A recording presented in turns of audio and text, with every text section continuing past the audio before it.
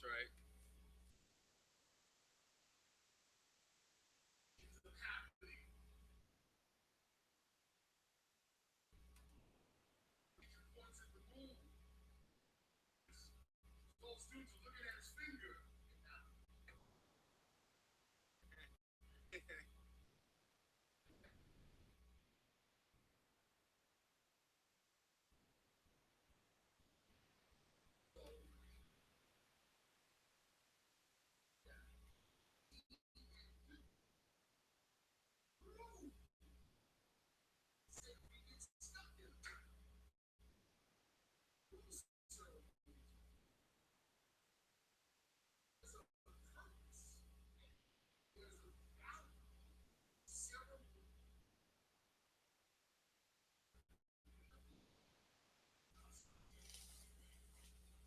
That's right.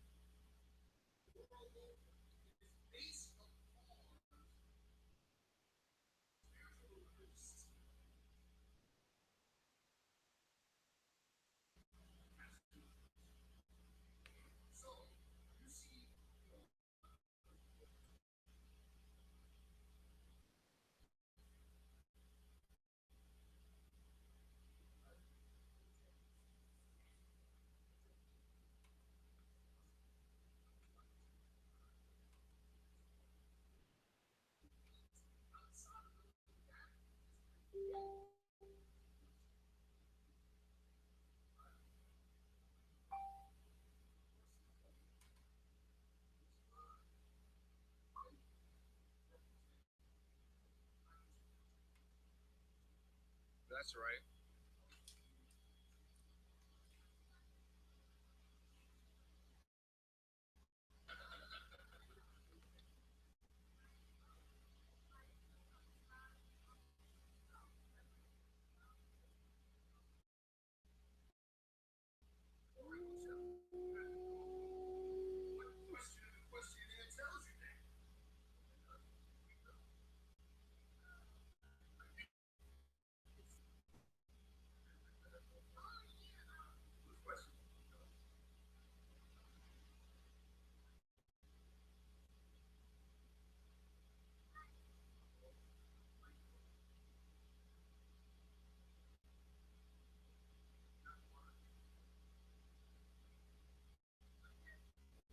Mm,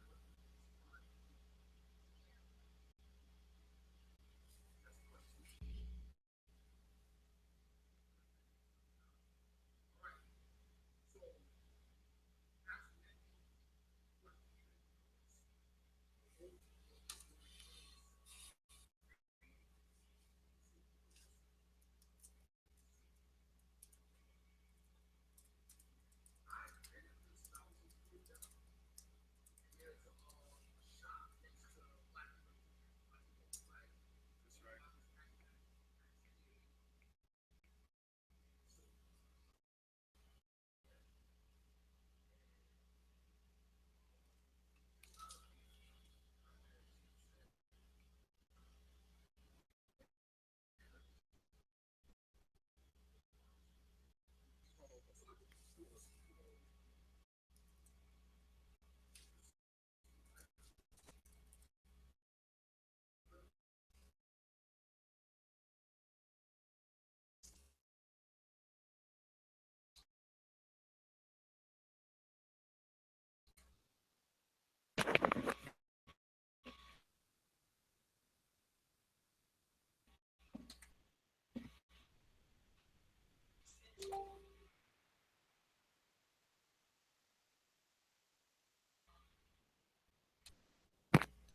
Peace, family. Peace. Islam.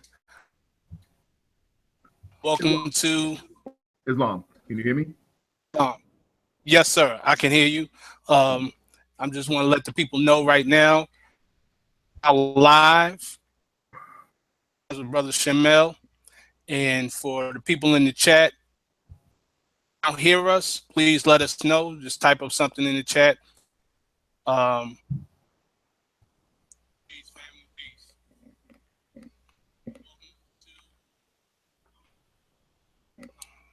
Yes, sir. I can hear you.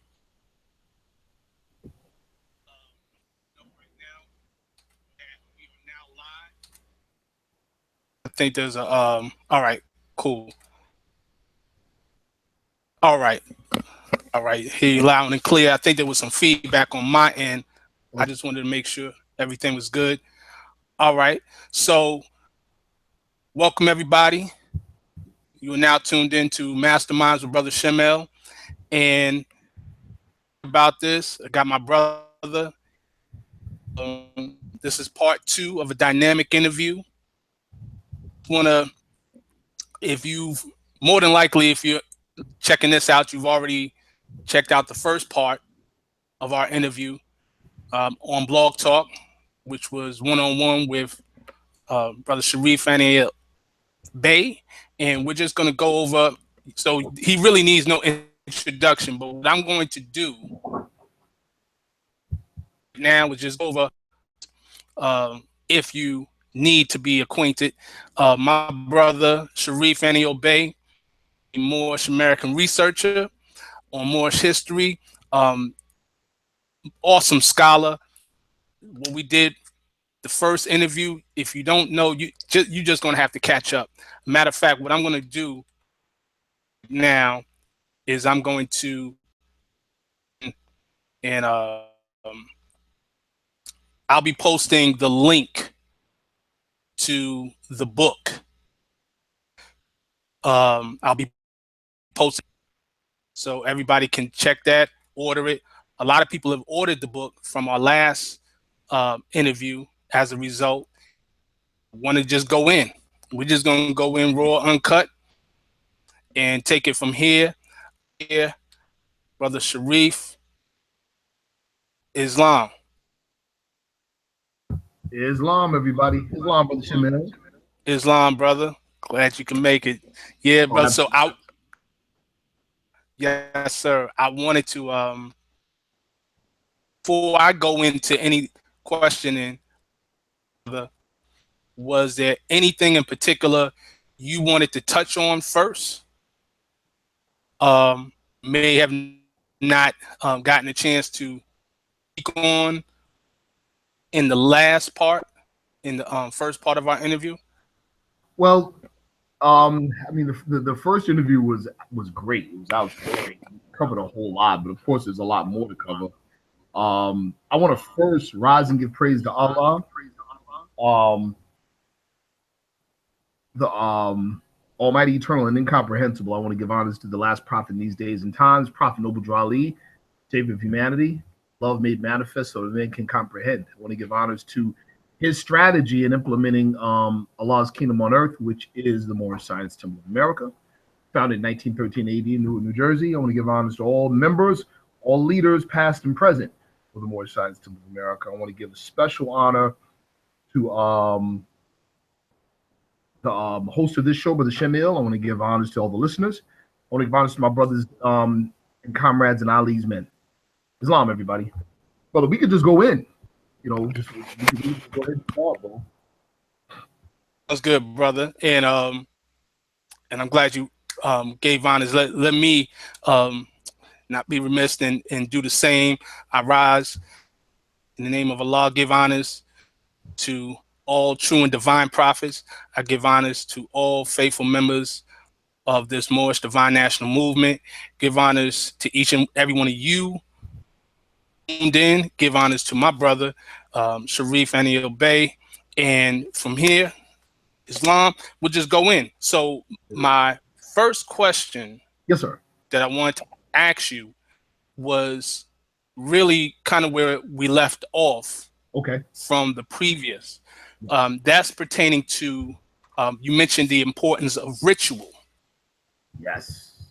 So, yes, sir. So I know for a fact that in your book, you speak about ritual. You touch on initiation on page 14. Yes, sir. Dealing with the grades of initiation. Yes, sir. Read this section right here from the book.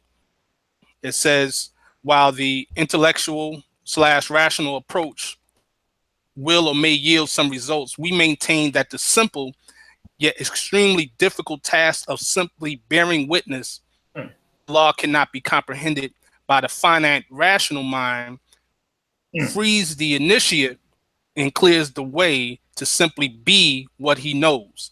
Now, what that brought to my mind was the part, particularly in, I want to say, chapter 4.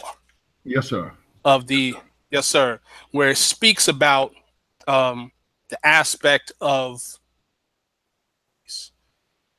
and where particularly where it says that 17 verse 17, men comprehend the inner life by what they see and do. They come to Allah through ceremonies and forms. And so when they would make men know that sins are washed away by purity and life, a right symbolic may be deduced. Yes, sir. Question I want to ask you is, if you can give your insight, yes, between rites, rituals, and purity of the soul, and also the frequency of love, because we know purity paves the way for love. Yes, sir. I just like your input on that. Absolutely. Well, first, one of the things I want to start with, I mean, that's a powerful point to start from, especially from where I wrote that in my book.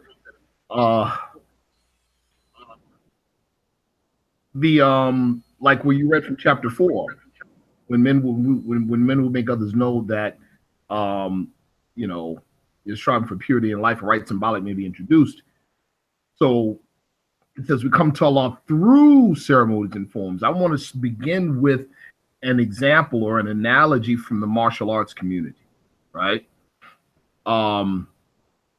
Bruce Lee is quoted as saying, people were asking about what style of fighting is better.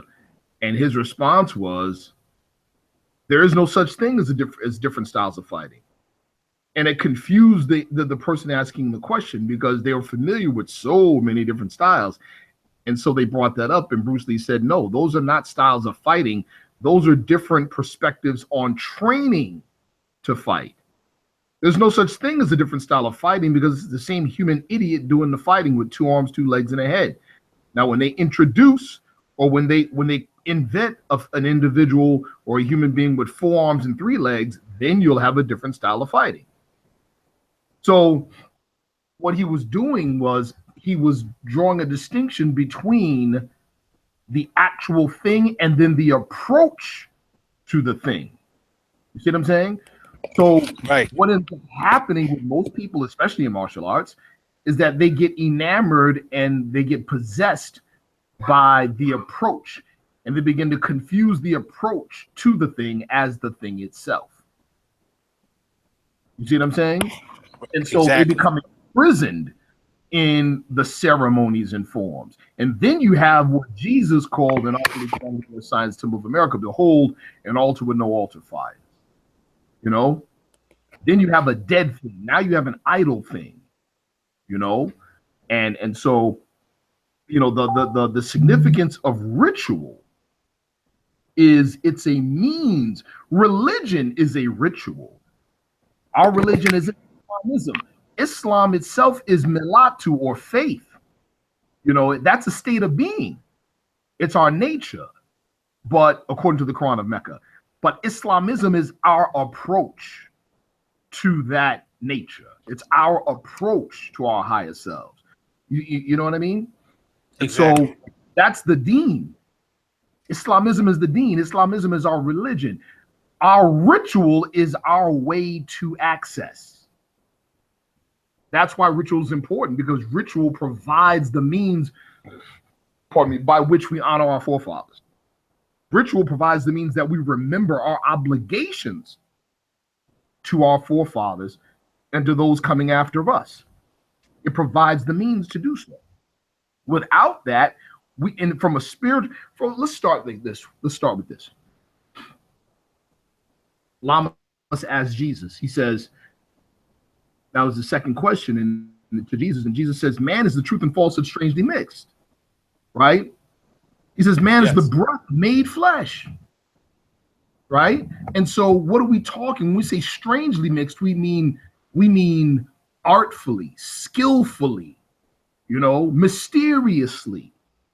What do we mean by mysteriously? In other words, how do you fit the ineffable in a container? How do you put, something that cannot be circumscribed in the heart of man? That's the mysterious, and so to understand, to even approach understanding that is the core of our pursuit in religion or ritual. That is the purpose. The ritual is like a boat to get us from point A to point B, and so man, I mean, there's so much to this particular topic. Yes, sir. You know what I mean? There's so much to the topic, but one of our problems again is that we end up getting stuck in the boat and we never get to the destination because we take the boat to be the destination. Right. Yeah. Absolutely. And that's what's going to, what you just said. I was just thinking on that line, because of course, you know how our people are when we get locked in, for lack of a better word, into our perspective to get to the destination. Right. And it breeds the contentions against each other. So let's say, for example, you mentioned Dean. Yes, sir. And a lot of different things in reference to that. And I know, there's going to be some Orthodox Muslim brothers and sisters who are going to be like, well, Islamism, what y'all teaching is not real Islam, et cetera, et cetera. What would you say to those brothers and sisters who have that perspective on Moorish Science, on what we teach within the Moorish Science Temple of America? I'll just go right to the Holy Quran of Mecca, right? Where the Holy Quran of Mecca flat out says, "To you be your deen, and to me be mine." In other words, the Holy Quran of Mecca acknowledges different paths or different practices, all leading to the same destination. Surah 2, Ayat 148 says, every nation has a direction it faces in its prayers. So when we're talking about direction and facing it for prayers, what are we talking about? Are we talking about faith or are we talking about practice? We're talking about practice. Surah 2, Ayat 177 says, it's not righteousness that you face the east or the west in your prayer. You see, a lot of our brothers that are bewitched, and I use that term, I don't mean it disrespectfully, right? They're bewitched not just by inadequate and many times grossly incorrect interpretation of the Quran of Mecca, but it's heavily influenced by commentary that's not the Quran itself. They practice more hadith and sunnah than they do Quran, and that's the problem. That's the problem. And so what you have in their case, what you have is something that's led them further into disbelief or led them further into being entrapped and ensnared and enslaved by a container, when the container is supposed to guide them or shape them or direct them a particular way. I'll go back to what I meant by what I was talking about martial arts. I had students where, they don't know how to punch properly. So now what do I have to do? I have to put them in a container. I have to put them in a shape. I have to mold their movement. And so they have to do it correctly over and over and over and over and over so it burns it in. What begins to happen is that they get better. But guess what else begins to happen when they get better? They begin to develop an ego attachment to the training shape. Because they're getting better at it, now they're realizing they're doing it good. Now they have an emotional and an ego attachment to it. So now when it comes time to fight for real or to be free, I tell them to forget the technique and just move naturally. And they have issues because they don't want to let it go. They don't want to let the training shape go because they've grown attached to it. They don't want to become natural again. In other words, the container or the boat has gotten them to the destination. They don't want to leave the boat. And so that's, our brothers in the Orthodox, in the so-called Orthodoxy, and I call it so-called Orthodoxy because it's not Orthodox. And not orthodox. That's not even by definition of the word, it's not orthodox.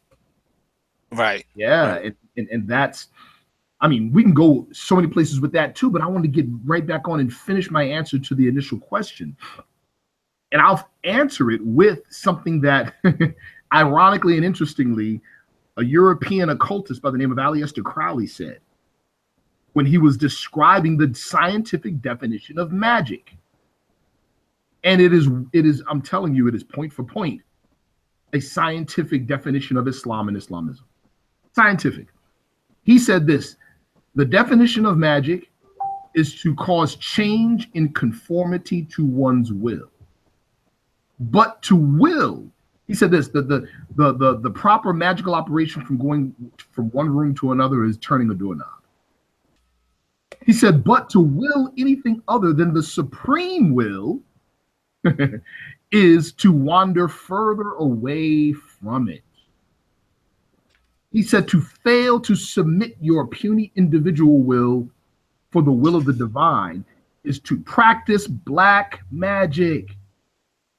He said, but the simple, supremely simple act of surrendering your will to the will of the divine is simple, but it is so difficult for our complex minds to do that training is necessary. And then he finished it with this. He said, most people do not even have a will. They only have a set of wishes. One contradicts the other, and in death, they cancel each other out. That is the definition of Islam, to submit one's will, or Islamism, to submit your will for the will of the divine. But it is incredibly simple, and that is what's meant by what I said in the book on page 14, that, you know, there's always the intellectual path to understanding the divine. That is the long, hard, rough, and rugged road. In the Rosicrucian order, you have two streams of thought. They call one science and one theology. We're not necessarily talking about actual practical science or actual religion. What we're talking about is two different paths or types of thinking.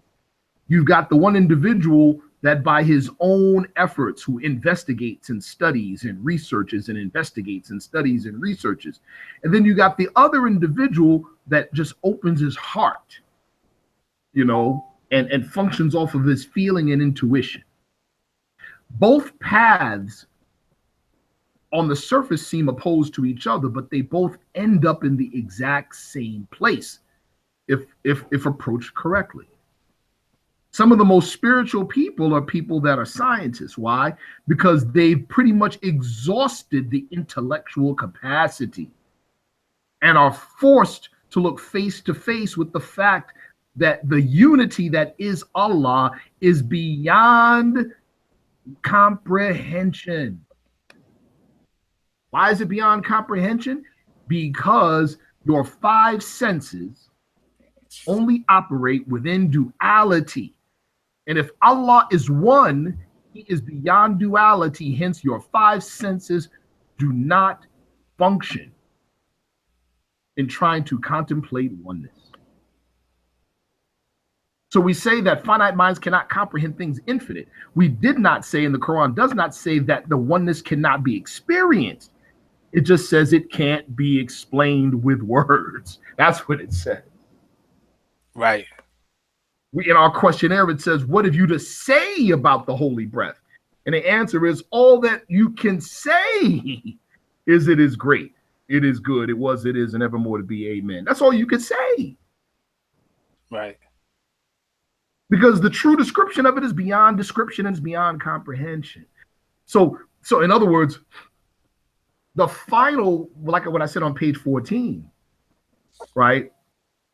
You know, a lot of the intellectual work is to lead you to the pinnacle of, like what our Quran says, the highest of human knowledge is but blindness and folly. It's to bring you to that point where you realize linear analytical thinking falls apart when approaching the unity of all. It falls apart. And you can only proceed by thinking non-linearly from that point on. Other traditions have their means of training this type of thinking.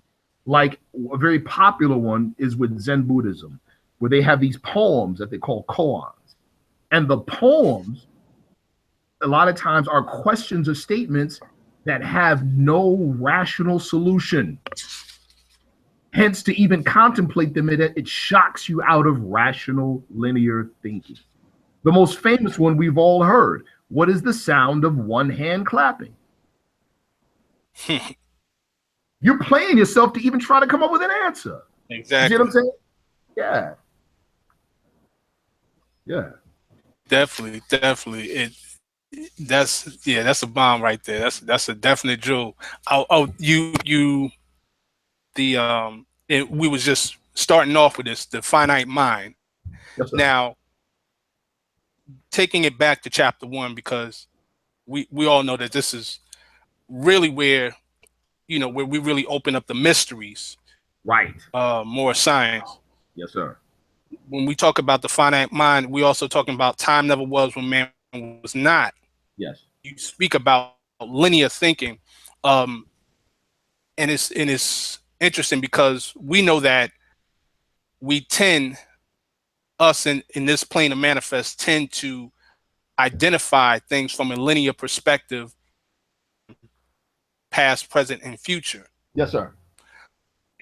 And when you deal outside of time, in a reality, you're always dealing in. So when you talk about, because time never was when man was not, so there's no beginning nor end. Right. So the linear, and also getting back with the circle. So I want to ask you, yes, sir, a question in reference to a couple of things. The circle 7. Yes. In relationship to the rising above the ego of man. Yes, sir. Yes, sir. Oh, so because I'm going back, I'm referring to page 34 in your book. So everything I'm asking is somewhere I'm asking specific reasons. So yes, sir. That's powerful, man. So I don't have my book in front of me, but I was just having this conversation about the circle 7 with my wife, and she had said a couple things that were kind of inspirational, just her own contemplations, right? And yes. So, as we know or should know, the circle and the 7 are the number and the symbol of perfect man, right? Very simply, the circle is a symbol of perfect man because we're taught in chapter 1, man is not the body of the soul, man's spirit and part of Allah. And with spirit, there is no beginning or ending. And if Allah is omnipotent, that means omnipotent means there's no place his power does not reach, right? That means there's no place where his presence is not as well. So that's why when we say Allah, the universal Allah, is everywhere, it cannot be encompassed, right, by walls or hedged about. That means that Allah does not travel. Allah does not move. Where would he move if he's already there? You see what I'm saying? Exactly. Where would he move? Absolutely. He's already there, so Allah doesn't move. Even Allah's thoughts are different from ours. Follow me on this. I'm going to take a slight divergence, but it's still pretty much on topic. Follow me. We say there are thoughts of Allah from the never-ending of the past or the everlasting past to the never-ending days to come. Well, guess what? Those thoughts are different from ours. We don't even understand that kind of thought. Why? Because the two basic components of thought are what? Subject and object. We're already in duality at that point. See what I'm saying? Yes. Allah creates what he sees. What do we mean by that? That's another reason why the eye is a symbol of Allah, or the 7 Elohim. What do we mean by he creates what he sees? In other words, with Allah's thoughts, there is no separation between subject and object. There's no separation between the thought and the thing thought of. Indeed. We We can speak that, but we can't comprehend it. Yes, You sir. see what I'm saying? Now, by implication, watch this. Back to chapter 1. Time never was when man was not. It's all about perspective. If man is a spirit and part of Allah, but man in his fallen state has torn himself away from Allah and debased himself, what does that mean? It means, generally, as relates to the topic, that our perspective is turned inside out. We are mistakenly looking from the perspective of flesh, trying to look into spirit. If we turn it around and begin to develop the ability to think and act as spirit, looking into matter, now we are in the proper perspective. This is what that first sentence does for us in chapter 1. The mere fact of you saying it, when you say to yourself, time never was when man was not, to even contemplate it, even for a few minutes, forces a part of your consciousness outside of time. Exactly. It forces you to take your perspective outside of time. It forces you to do what the church calls live in the spirit. See, our teachings are practical. They're just not words. You see what I'm saying? Indeed. Yeah, they're practical. Time never was when man was not. That means to even think about the phrase, you have to imagine yourself outside of time. And remember, imagination or active imagination is the function of the spirit. Yes. Yeah. So that first sentence is a major degree. It's a major initiation. It's an ordeal to think of yourself probably for the first time in your life as being outside of time. There's a very powerful movie. It's one of my wife's favorite movies. The movie is called Interstellar. Have you seen it, brother? Yes, sir. Oh yeah, the movie Islam. Interstellar. Man, that movie in and of itself, as it relates to the topic of time and space, is an initiation. That movie is. And it's talking about some of the same things we're talking about. It's talking about higher dimensional travel and higher dimensional presence. So one of the questions asked, can we turn time backwards? Right? And the response was, we are inside time. And because we are inside time, we cannot apprehend it. But higher dimensional beings who are outside time can manipulate time the same way we would manipulate a piece of paper. Right. So, and that go ahead, brother. Go ahead. No, just real quick. What year was that movie? Oh man, Interstellar. That was last year, I believe. I think it was either 2015 or 2016. Yes, okay. Sir. Yes, sir. So it's a powerful movie, and it spoke to these very same issues. But chapter 1, takes us straight there. That first sentence in chapter 1 takes us straight there. So there you go with the circle. Very simply, man, man, spirit, man. The circle is the perfect emblem or the perfect symbol for that, because there's no beginning and no end, right?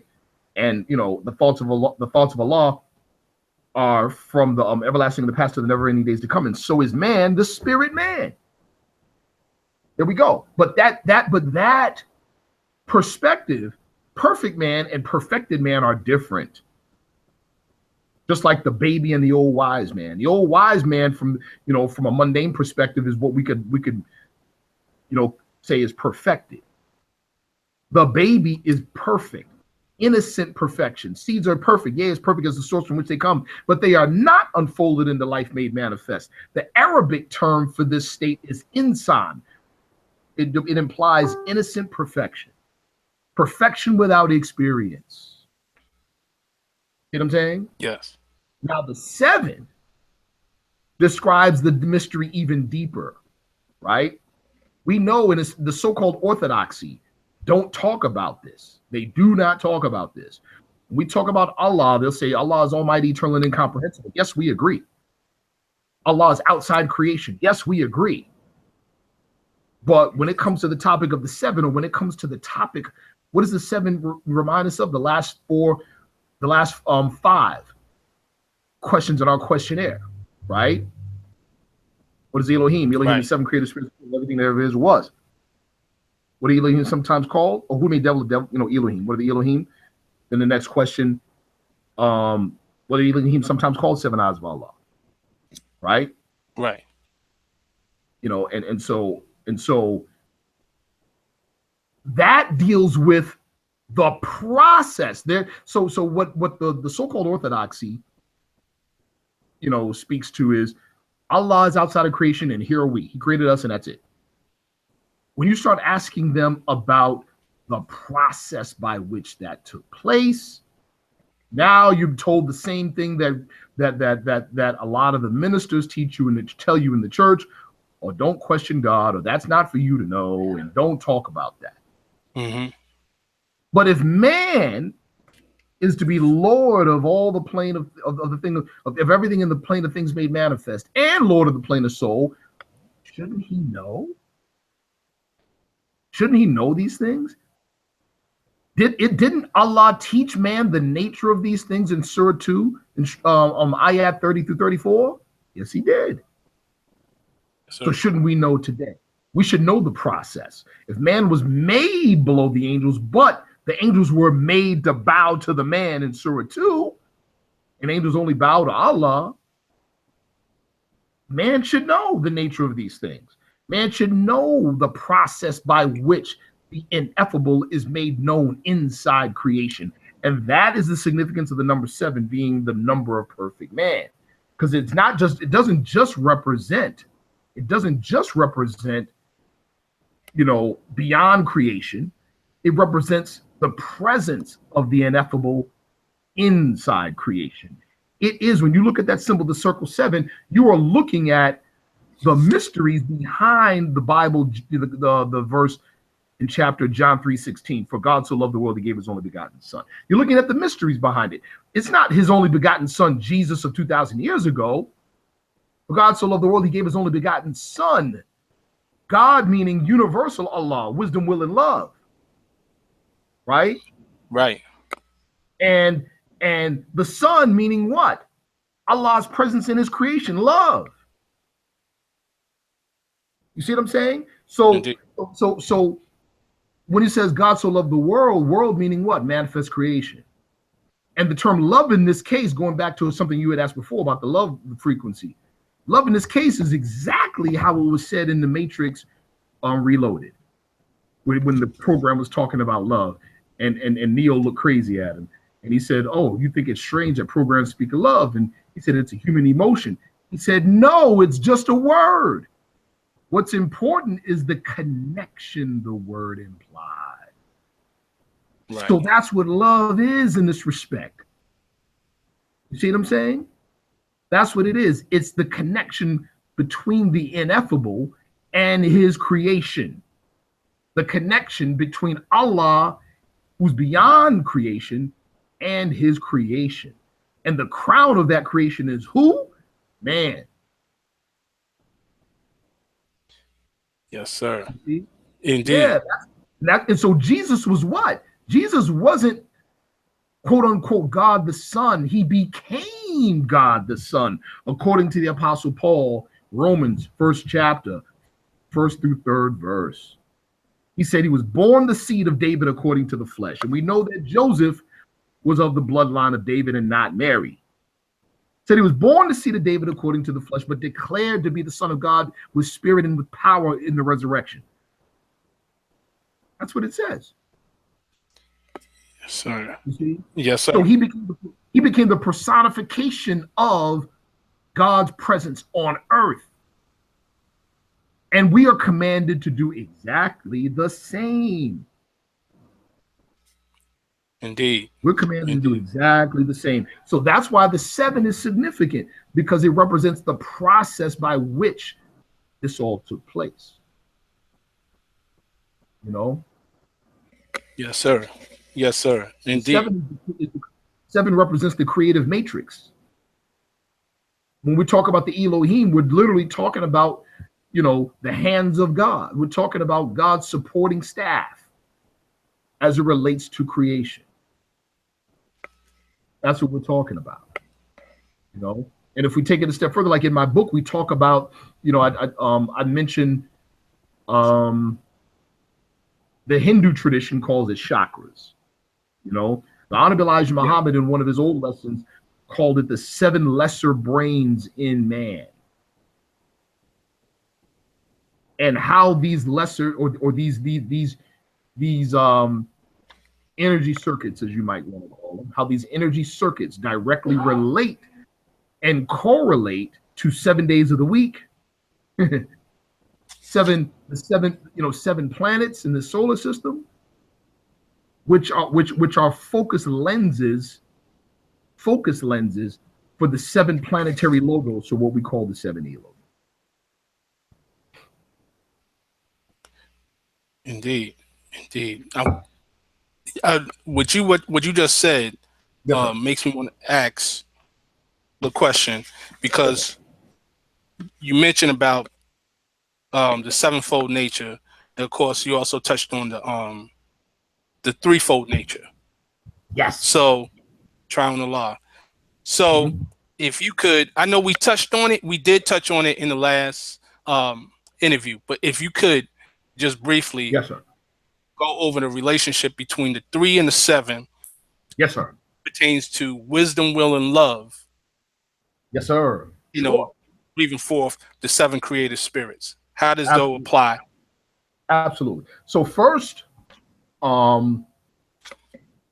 every authentic initiation body on Earth has a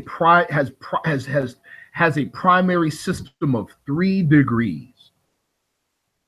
Chapter 1 gives us, Chapter 1 of the Holy Quran of Moorish Science of America gives us in very exquisite detail why every initiatory body on the planet has 3 degrees, 3 primary degrees. Okay, because we're talking about the primary core makeup of man. Man is tripartite in nature: spirit, soul, flesh. Right? We're asked the questions, why did creative fate give to man the spirit, man, a body, a soul to function on the plane of soul? Well, a large part of the answer is in the question. Right. Why did creative fate give the soul a body of flesh to function on the plane of things made manifest? So like I said, the answer, a lot of the answers is actually in the question. But those initiatory bodies function, or their proper function is to give an awakening or a reawakening of man's consciousness of each and in each. Of each and in each. You see what I'm saying? And so that's why that's important for the 3. Now, in greater detail, we have the 7. Right? So there's in the Aquarian Gospel, right, for instance, it speaks of God the 1, God the 3, God the 7. In some traditions, you have God the 1, God the 3, God the 7, and God the 10. Right. You see what I'm saying? And so you Kabbalah. Yes, sir. You already know. That's right. And now what's interesting about what you said about Kabbalah is that if we could draw a graphic representation of chapter 1 and chapter 11 of the Holy Quran of the Moorish Science Symbol of America, you easily reconstruct the Kabbalistic tree of life. If we went to the chapter 11 right now, where Jesus is talking to Barato, and he says, from Allah's own record book we read, the triune Allah breathed forth and 7 spirits stood before its face. Let's stop right there. The triune Allah, if we were to look at the Kabbalistic tree of life, are the 3 spheres of experience, or Sephiroth, that are above what we call the abyss. In other words, the borderland that separates the rational from the supra-rational. In other words, the things that are subject or that can be defined analytically, as opposed to the things where analytical thought and duality break down. Those top three Sephiroth are above Daoth. Daoth being the abyss or that point. Yes. See what I'm saying? And so there's your triune Allah right there. What's so interesting about that is that the words used to describe them, right? Keter, Tokma, and Bina. The top one is crown. The next one is wisdom. The next one is understanding. Wisdom, will, and love. There you go, brother. There you go. Yes, sir. You see? And then it says, and stood seven spirits before his face. The seven spirit, these seven spirits, the Hebrew called these seven spirits Elohim, and it was they and their balanced power that created everything there is or was. What is below Daoth? 7 other spheres of experience or Sephiroth. There you go. Yes, sir. You know, Yes, and so now, in terms of manifestation, these 7 are superimposed over 3 planes. You see? Right. They're superimposed. So the 7 below the 3, as a matter of fact, from 4 and 5 all the way to the 9th Sephiroth. If we were to superimpose it over the plane of soul, or the plane of spirit, plane of soul, plane of things being manifest, those 6 would exist in the plane of soul. And the 9th Sephiroth, or Yesod, would be halfway in the plane of soul and extend into the plane of things made manifest. And then the lowest, or Malkuth, the 10th Sephiroth, would be firmly in the plane of things made manifest.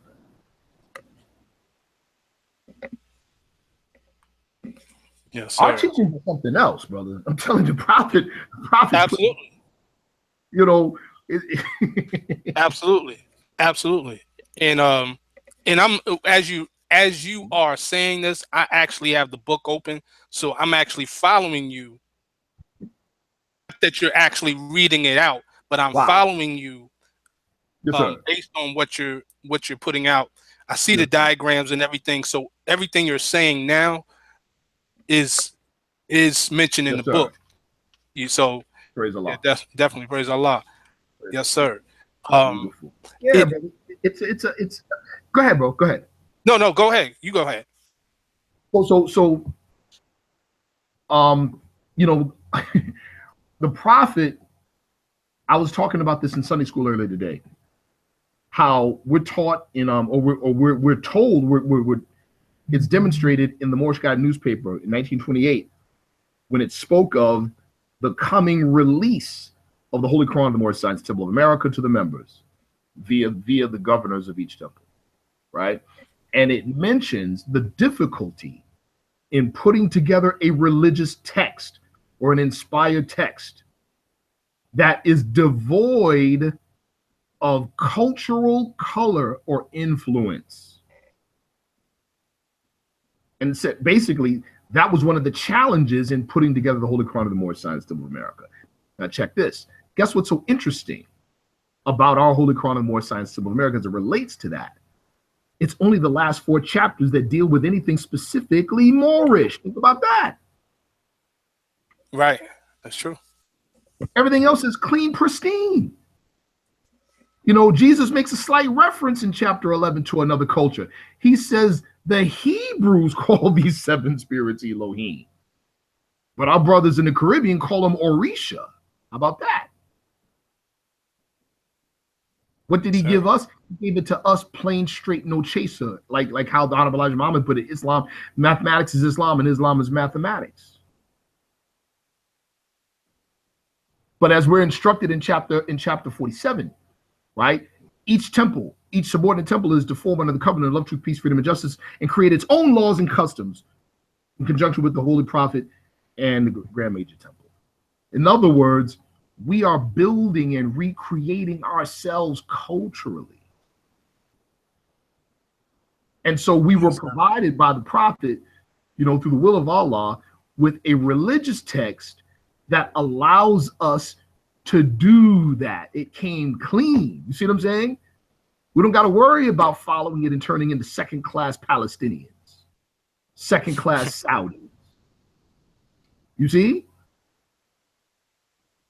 Yes, sir. We have our own deen by which we can express the faith of Islam. And that's what's so beautiful about it. It's incredible. Yes, it is. Incredible.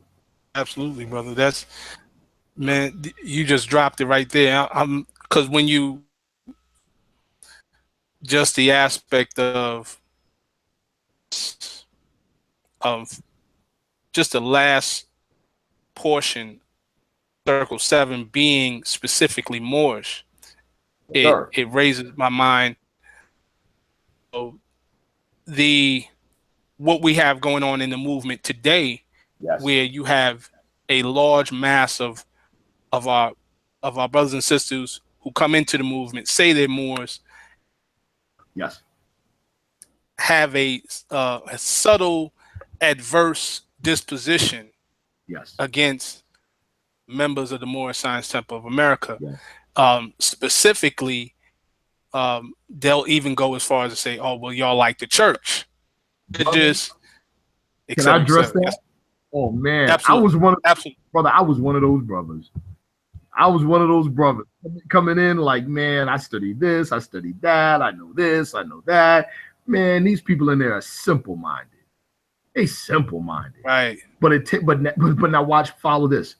It took a lot of head whoopings and a lot of me banging my head against a brick wall to come to what you mentioned on page 14 of my book, and that is all of this intellectual stuff to realize that the height of human wisdom is but blindness and folly. Yes. So I learned the hard way that many of the elders and many of the other members of the Moorish Science Temple of America that seem they're not so intellectual, right? Right. They took in the Sufi tradition or the Rumi tradition, they took the path of the heart, where they just opened up their heart and got a download of the divine.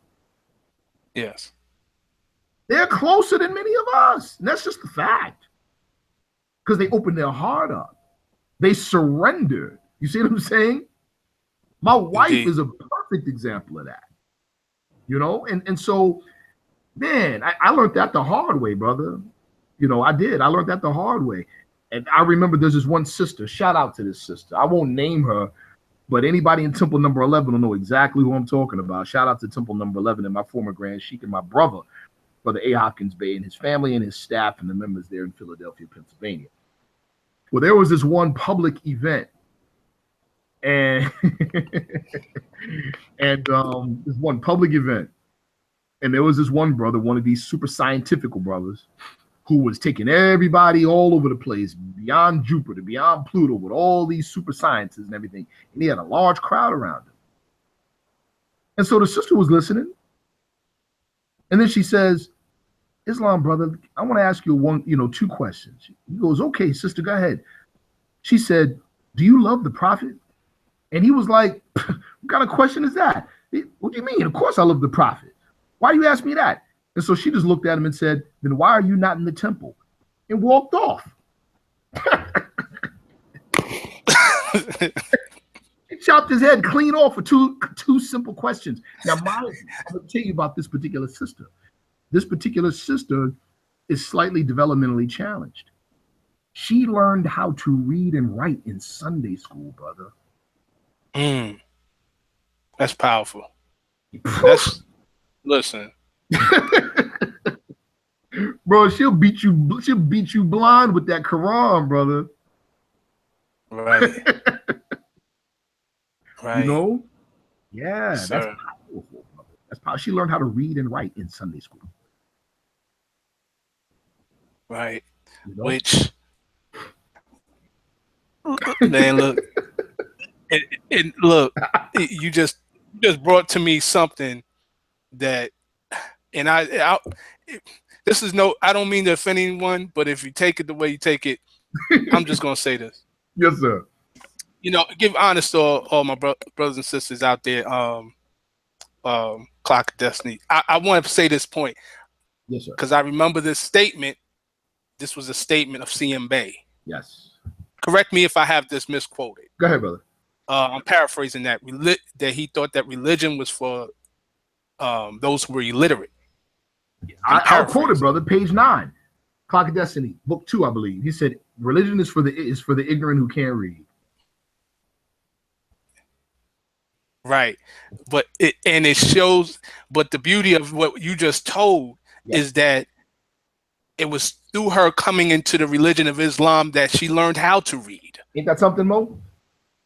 You see the beauty of the temple, man, through Sunday school, yes, sir, and learned how to read. See, I'm glad you said that, Mo. I want to explain something as it relates to, because I came into the movement by way of one of CM Bey's teachers, or by way of one of CM Bey's students. Sorry, the late J. Johnson Bey, and I learned about the movement by two people. One of them was a member of the Moorish Science of America. The other is the current Grand Master of the Clock of Destiny Order, CM Bey's order. Now, and this isn't to defend CM Bey from that particular statement, but it is to explain his perspective. CM Bey, among other things, was a Freemason. Okay, that's not a bad thing, but he understood, and even in his literature, he mentioned those very two streams of thought that I mentioned: that of the occultist, that of the mystic, that of the scientist, and that of the clergy. That of the, you see what I'm saying? That of the craftsman, and that of the person who follows the path of the heart, the religious man. He mentioned this. He knew about it. He knew it. He was also involved in the Rosicrucian order as well. That's why. But in his book, he clearly chose one of those streams. He chose one of them. Why is that significant as it relates to the Moorish Science Temple of America? The Prophet told us in the questionnaire, it says, how did the Prophet begin uplifting the Moorish Americans? By teaching them to be themselves. And then immediately what's asked after that? What is our religion? Answer: Islamism. That the new or old-time religion? Old-time religion. Now, he's to teach us to be ourselves. He taught us religion, but the name of the organization is called what? The Moorish Science Temple of America. Why is this important? Is because the Prophet's approach has both streams with the objective of marrying the two. In all of the secret orders, the marrying of both streams is called the magnum opus, the great work.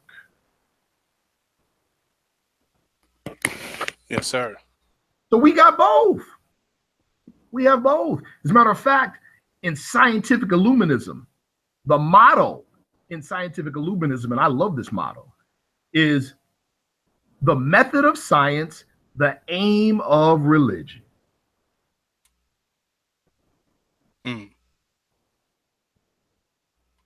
Yes, sir. CM Bey took one stream. Okay. Woo. The Prophet took both. Exactly. Yes, sir. Indeed. That says it all. That says it all. just like it says in the Circle 7, it says, teach them science that his life may be useful. Teach them religion. Teach them religion. To be happy. Yes, sir.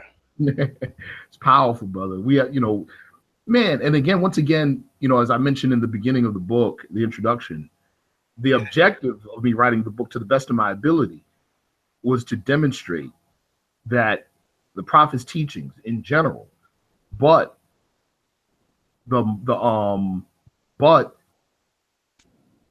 Quran of the Moorish Science Temple of America in particular qualifies the organization of the Moorish Science Temple of America, qualifies it to be a bona fide outer head organization for the mystery, for the authentic tradition, on par with any other authentic initiatory body.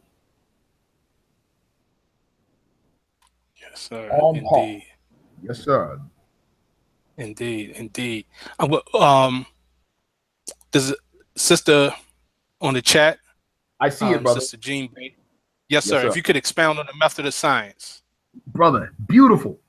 I definitely will. And to the sister, thank you for your for the question. First, let's talk about the scientific method. What is the scientific method, or what is science, right? Science is the study of, is the study of phenomena, based on observation to establish the finality, or to establish, the presence of phenomena, or to verify the presence of a phenomenon. Right? The scientific method involves observation and repetition. In other words, the question now becomes, relative to the sister's question, the question now becomes, can the non-physical be researched, or can the scientific method be applied to non-physical phenomena?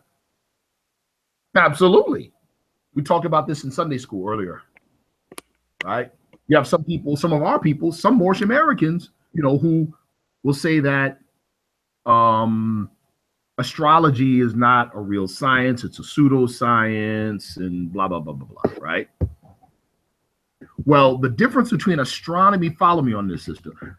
The difference between astrology and astronomy is this. Astronomy deals with the movement and the nature of the celestial bodies, period.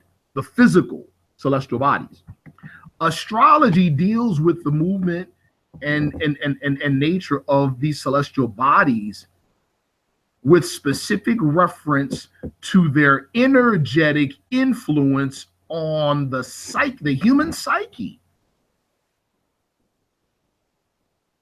Now, is there a way to scientifically observe the influence of celestial bodies on the human psyche and on human behavior?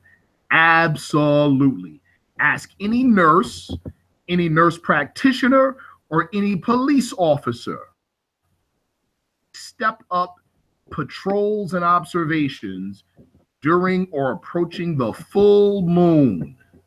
And that's all the evidence you need. It's based, these people who do this oftentimes don't believe in astrology themselves, but they do know, based on observation and research based on observation, that people tend to get a little more loopy, a little more less rational as the full moon approaches.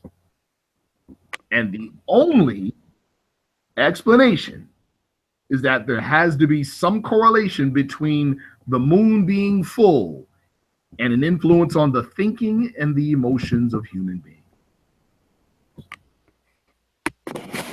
That's right. Now let's take it a step further. This is also basic science.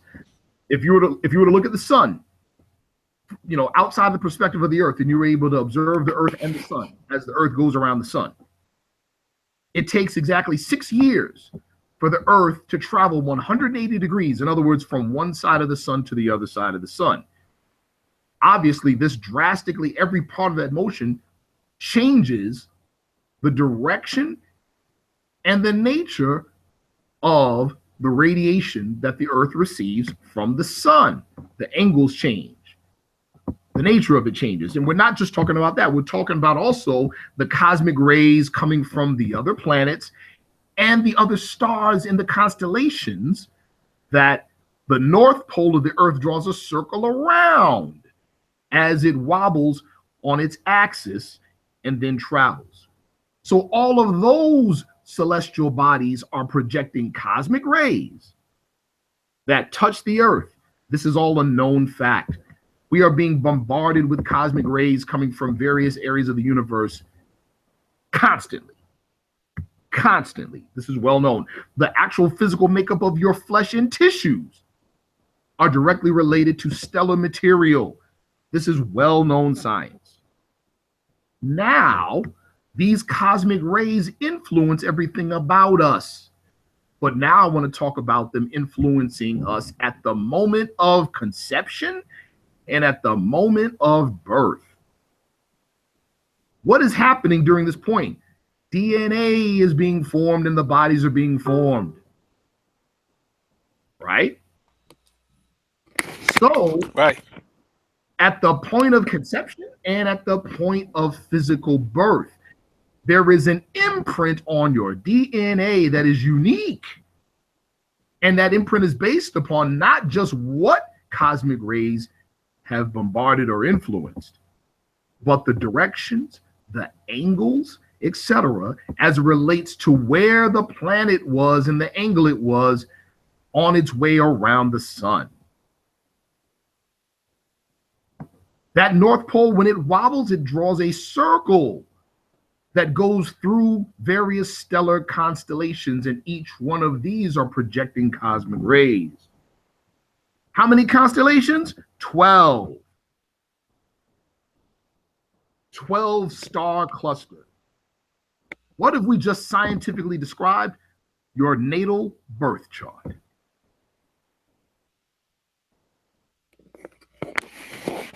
Now, as you grow up and as you develop over the years, the Earth is still traveling. It doesn't stop.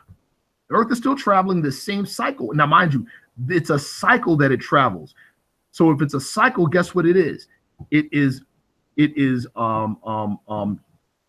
repetitive, which means it is predictable, which means it follows a pattern that can be known if you just observe it, which again implies the scientific method. So as you grow and develop, that the Earth is still rotating through these same cycles and the same influences by the same cosmic forces on the same angles, and those angles keep changing in a regular fashion. So they now also influence and impact DNA, impact behavior, impact physiological things, impact environmental things. What do we call that in astrology? Transits. Indeed. Indeed. There we go. That's it. That's it. Now, let's take it a step higher, brother. Right? Let's take it a step higher in terms of scientific investigation of spiritual things, right?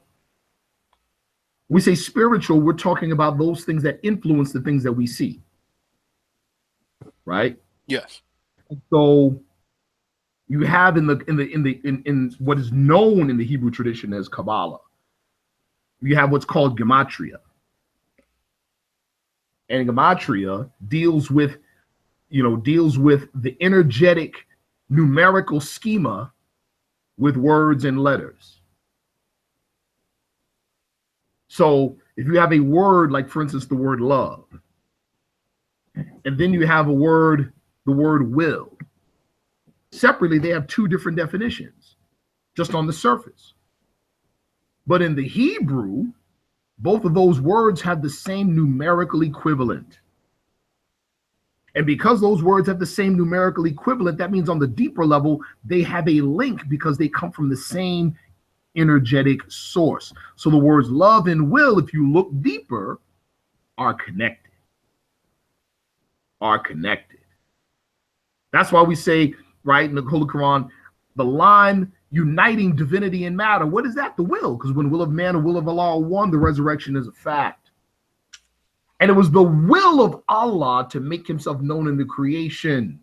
That produces what? Love made manifest. So the point being, without going into a lot of detail, I talk about it in the book. Our forefathers had very meticulous and very detailed scientific means of investigating non-physical phenomena. Gematria is one of them. There's a reason why these things were later outlawed. There's a reason why today, under the European psychology, we see things like astrology as non-scientific. When our forefathers who built pyramids, who built the Alhambra, developed the very same science that they're telling us today is non-scientific. But they can't build no pyramids. Exactly. What you just said,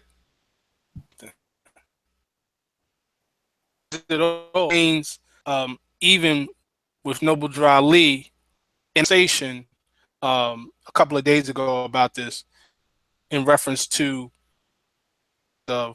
when he came on the scene, what ended up happening now.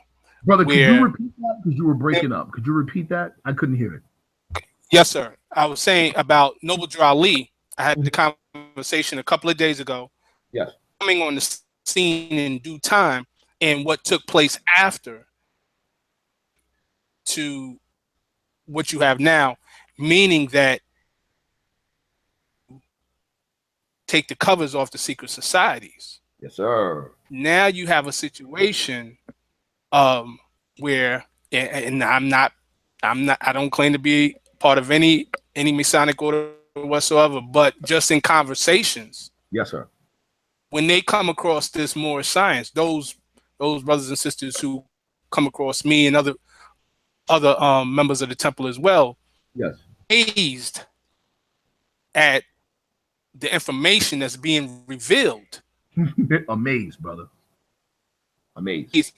So it lets me know that, or it hints to an idea that, you know, there was a concentrated effort. Yes.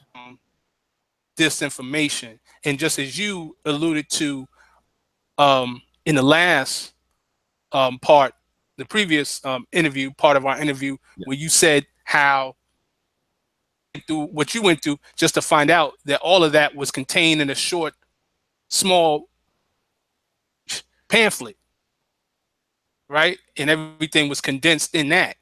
Yes, so just getting into that, I wanted to, and what I was about to say, what you just mentioned about with the 12 houses, yes, sir, astrological houses, yes, sir, that still ties back to the circle 7, because 12 is a product of 3 and 4. 7 is a sum of 3 and 4. Within the circle 7, you have 4 cardinal points. And that locks in.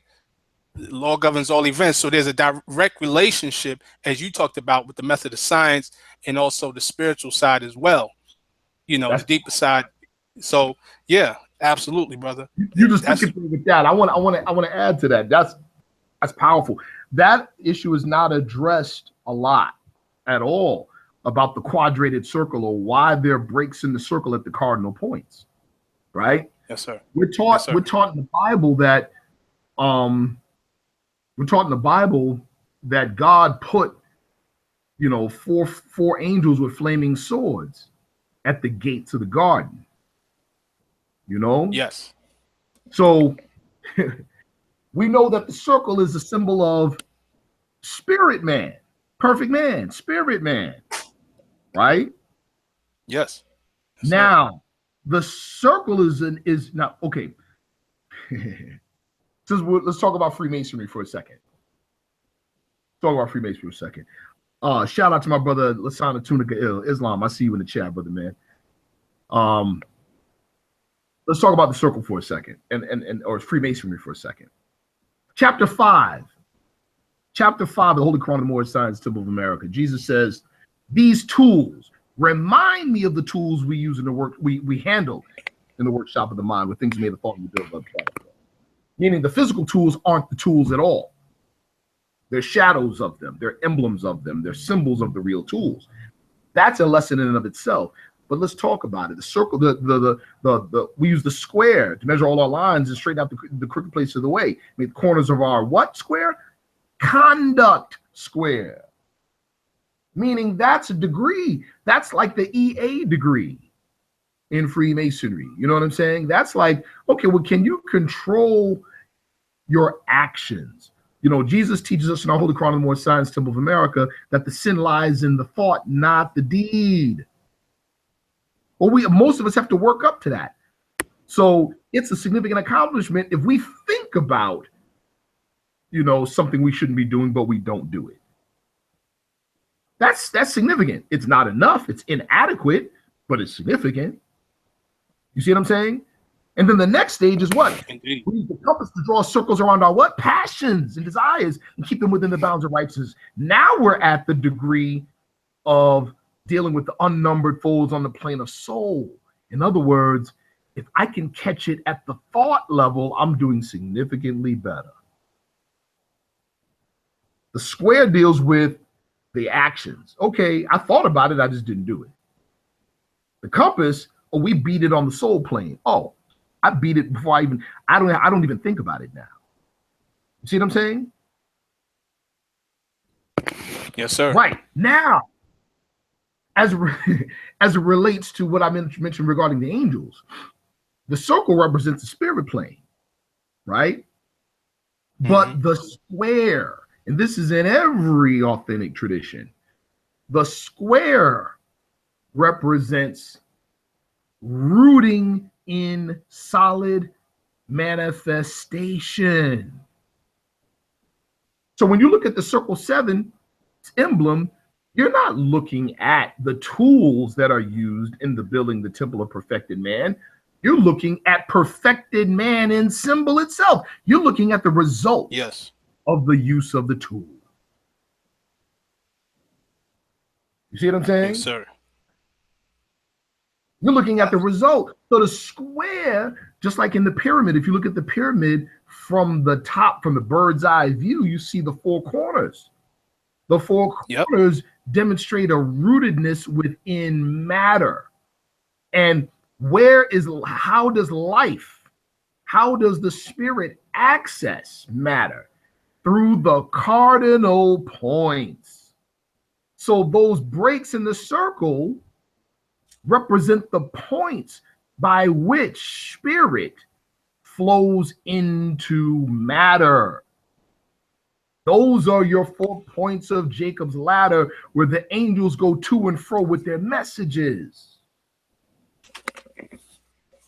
Yes, sir.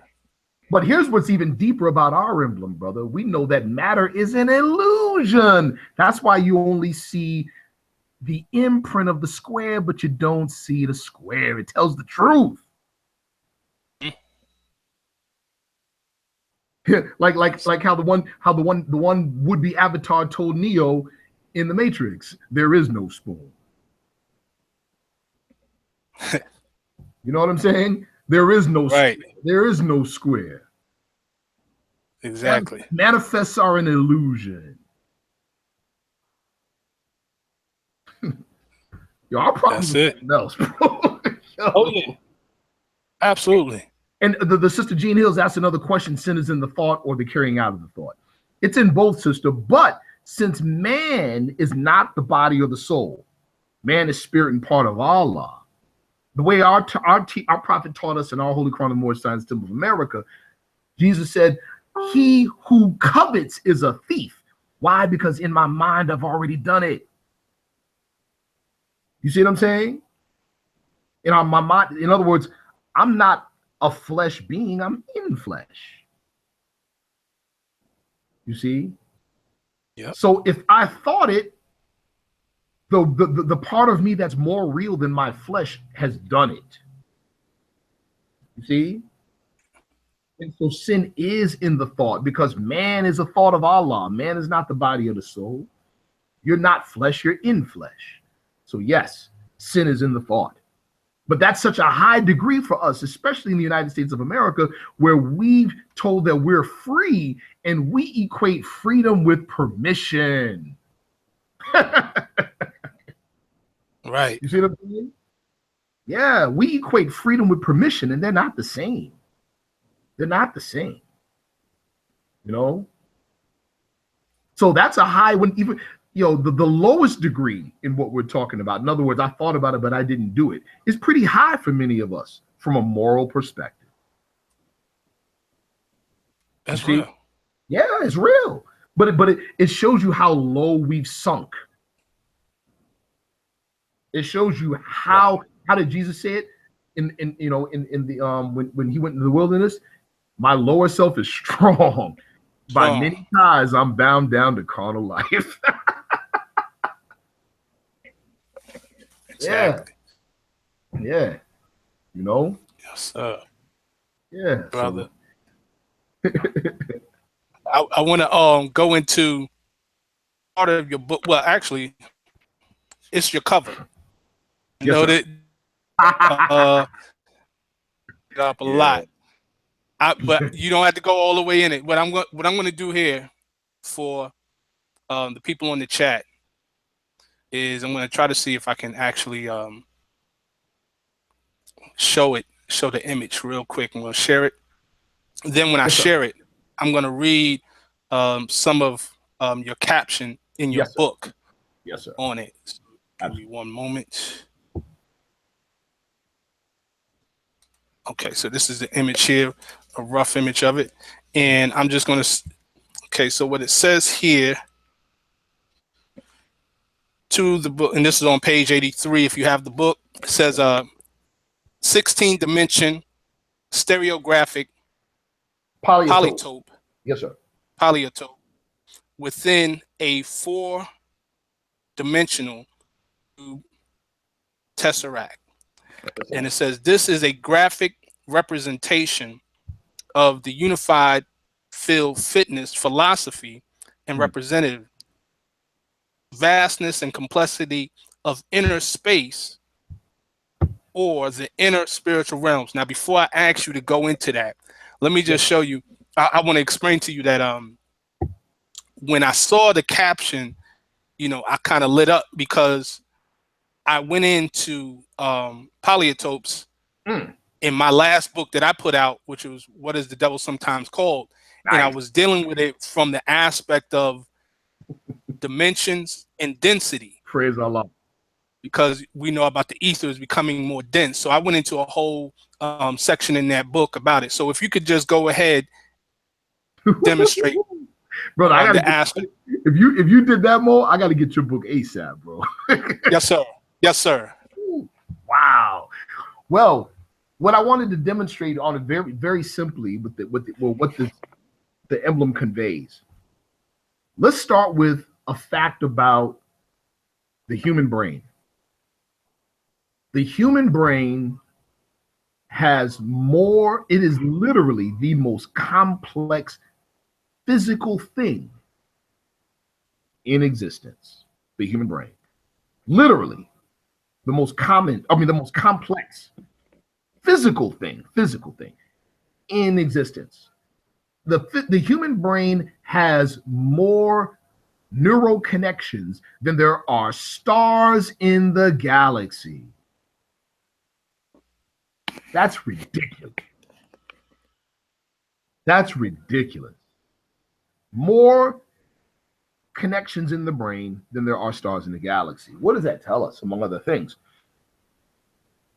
It tells us that the inner world, inner space, is far more complex and diverse than outer space. That's what it tells us. Indeed. As amazing and as incredible as that may sound, that is what you are forced to accept with that reality. You're forced to accept it. Now, what we see, okay, let's take, and I'm trying to find this graphic, and I'm not sure if I'm going to be able to find it, but I can describe it. If everybody took a piece of paper and a pencil, right, and they made a dot on the piece of paper, right, that dot represents infinity. It's a circle. That's why. It's a circle. Now, if you put your pencil or pen on that dot and then you move the pencil or pen in a straight line, you now have a line. Okay? That line we could call one dimension. Now, let's take that line and move the line. You now have 2 dimensions, a plane, like a flat sheet of paper. Now, when you move the plane down, you have what we call 3 dimensions, or a cube, depth, width, height. You see? Now, things get interesting because we're inside 3 dimensions. What I mean by inside 3 dimensions is our physical flesh is inside three dimensions. But as fallen man, our consciousness is locked in 3 dimensions too. That is why it is difficult for us to think outside of 3 dimensions of space and 1 dimension of time. So now when we go from 3rd dimension to 4th dimension, just like how the point moved for 1 dimension to create 1 dimension, the line moved to create 2 dimensions, the plane moved to create 3 dimensions, the cube. Now the cube moves and you have the tesseract, or the 4th dimension. You have a 4th dimensional representation. Now the graphic that you referred to on the cover of the book, inside the tesseract you have a 16 dimension polyatope. What does that represent? Yes, sir. Inside the tesseract. So the general way to think is this: the smaller it gets, the lower the magnitude, when actually it's just the opposite. The smaller it gets, the greater the magnitude. So the direction is to go in, just like Jesus told Barata Arabo. He told Barata Arabo, when it came to looking for the origins and the development and the evolution of man, he was looking in the wrong direction. He was looking outward instead of inward. Jesus said, regard not what any man has said. Let us go with mind into the land of fleshless things. Mind never does forget. Direction, yes, inward. And when you go inward, the magnitude increases. So that's what I was demonstrating, or attempting to demonstrate, with that graphic, that the further in you go, it doesn't really get smaller, it gets larger. Larger in magnitude, larger in amplitude, not necessarily altitude, but in amplitude, in vibration. Yes, sir. It gets larger. And again, this also, lends greater credence to the actual very physical fact that your human brain contains more neural connections than there are stars in the galaxy. Inner space is greatly more vast than outer space. We're looking in the wrong direction and using the wrong instrument. That's what I wanted to demonstrate, or attempted to demonstrate with that. Now, I want to give everybody an exercise as it relates to this, right? I forget the name of the actual mathematical name of this particular constant. But watch this. If I have a distance between my right, let's say the distance between my right hand and my left hand is 12 inches. Let's just say.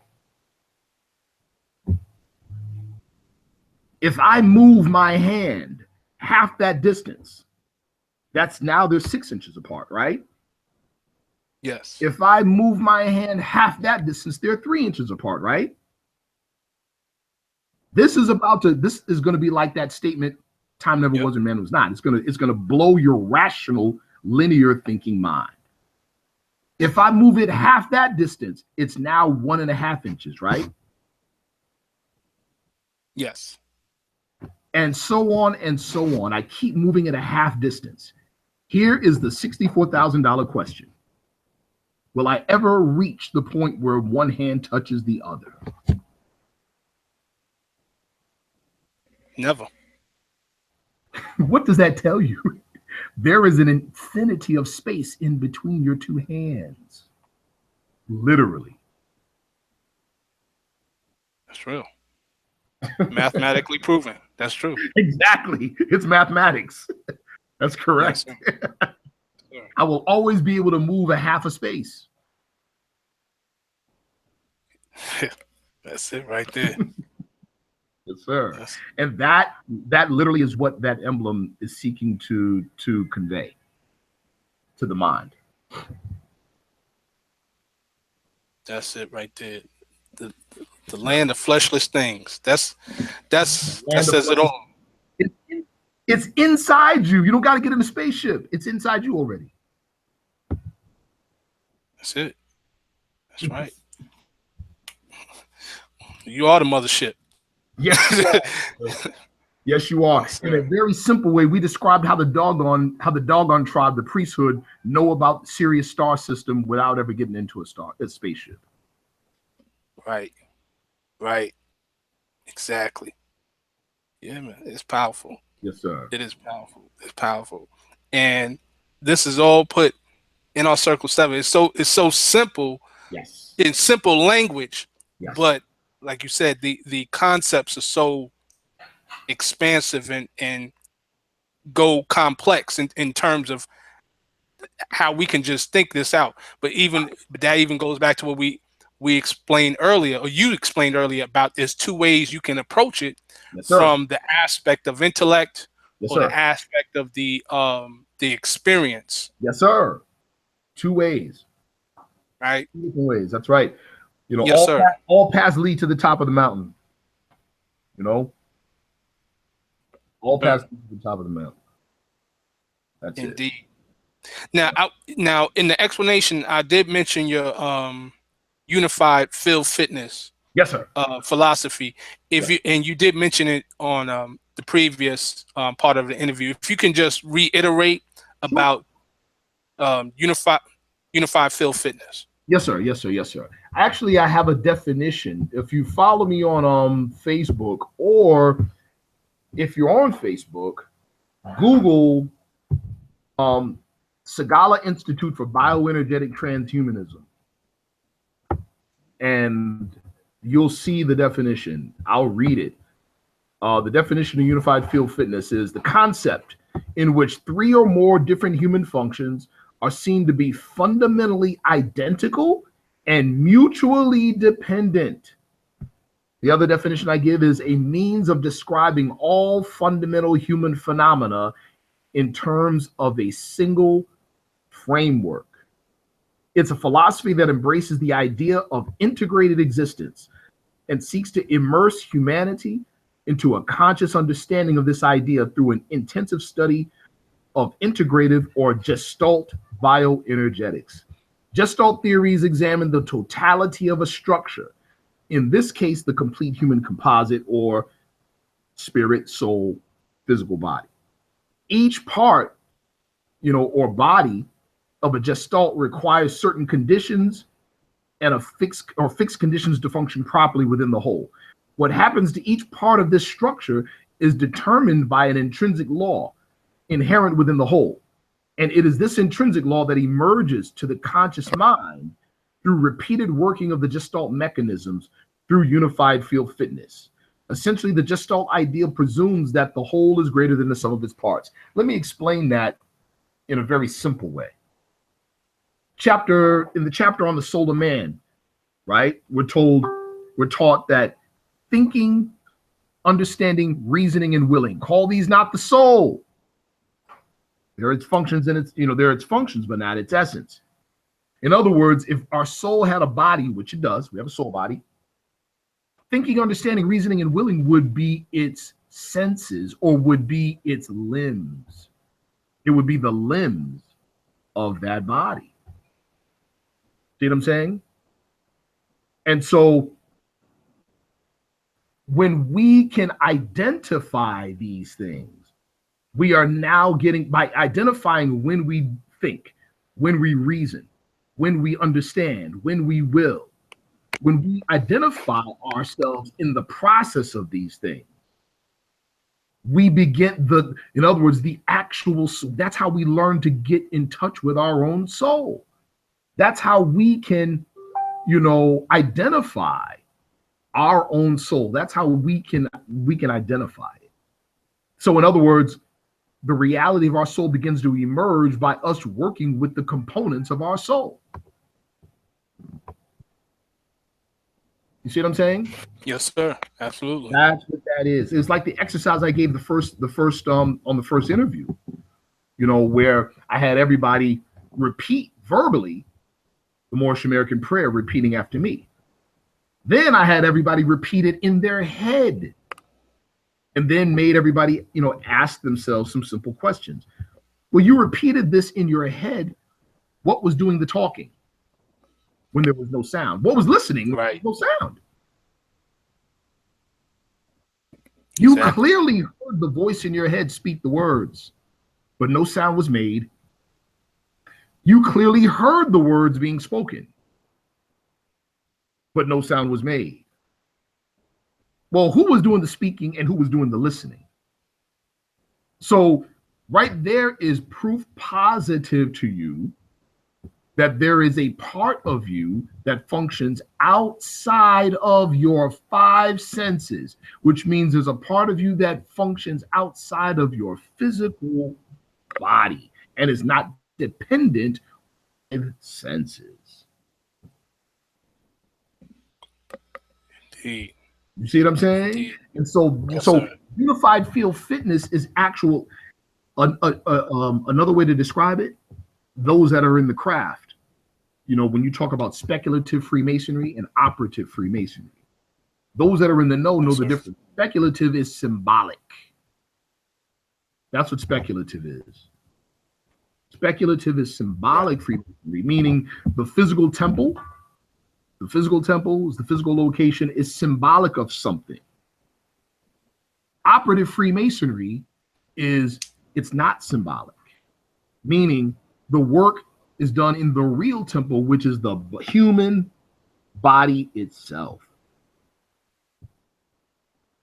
So unified field fitness is another way, is a comprehensive course in what some people would call operative craft. How to transform and transmute the body. Another way to put it is spiritualizing matter. Right. In the Islamic world, especially in West Africa, the process is described as becoming a walking Quran. Mm-hmm. And that's fruition. I'm sorry, say it again, brother. I said, and that's fruition. That is fruition. That's fruition. Man himself the truth. Like you said in chapter 11, Jesus said, if man must know, man must first must himself be what he knows. You gotta be it. Right. You gotta be it. I can't just, if we're talking about the chakras, I can't just talk about the heart chakra, opening up the heart chakra, and you see this color and you make this sound and all this. That stuff you can read in the book.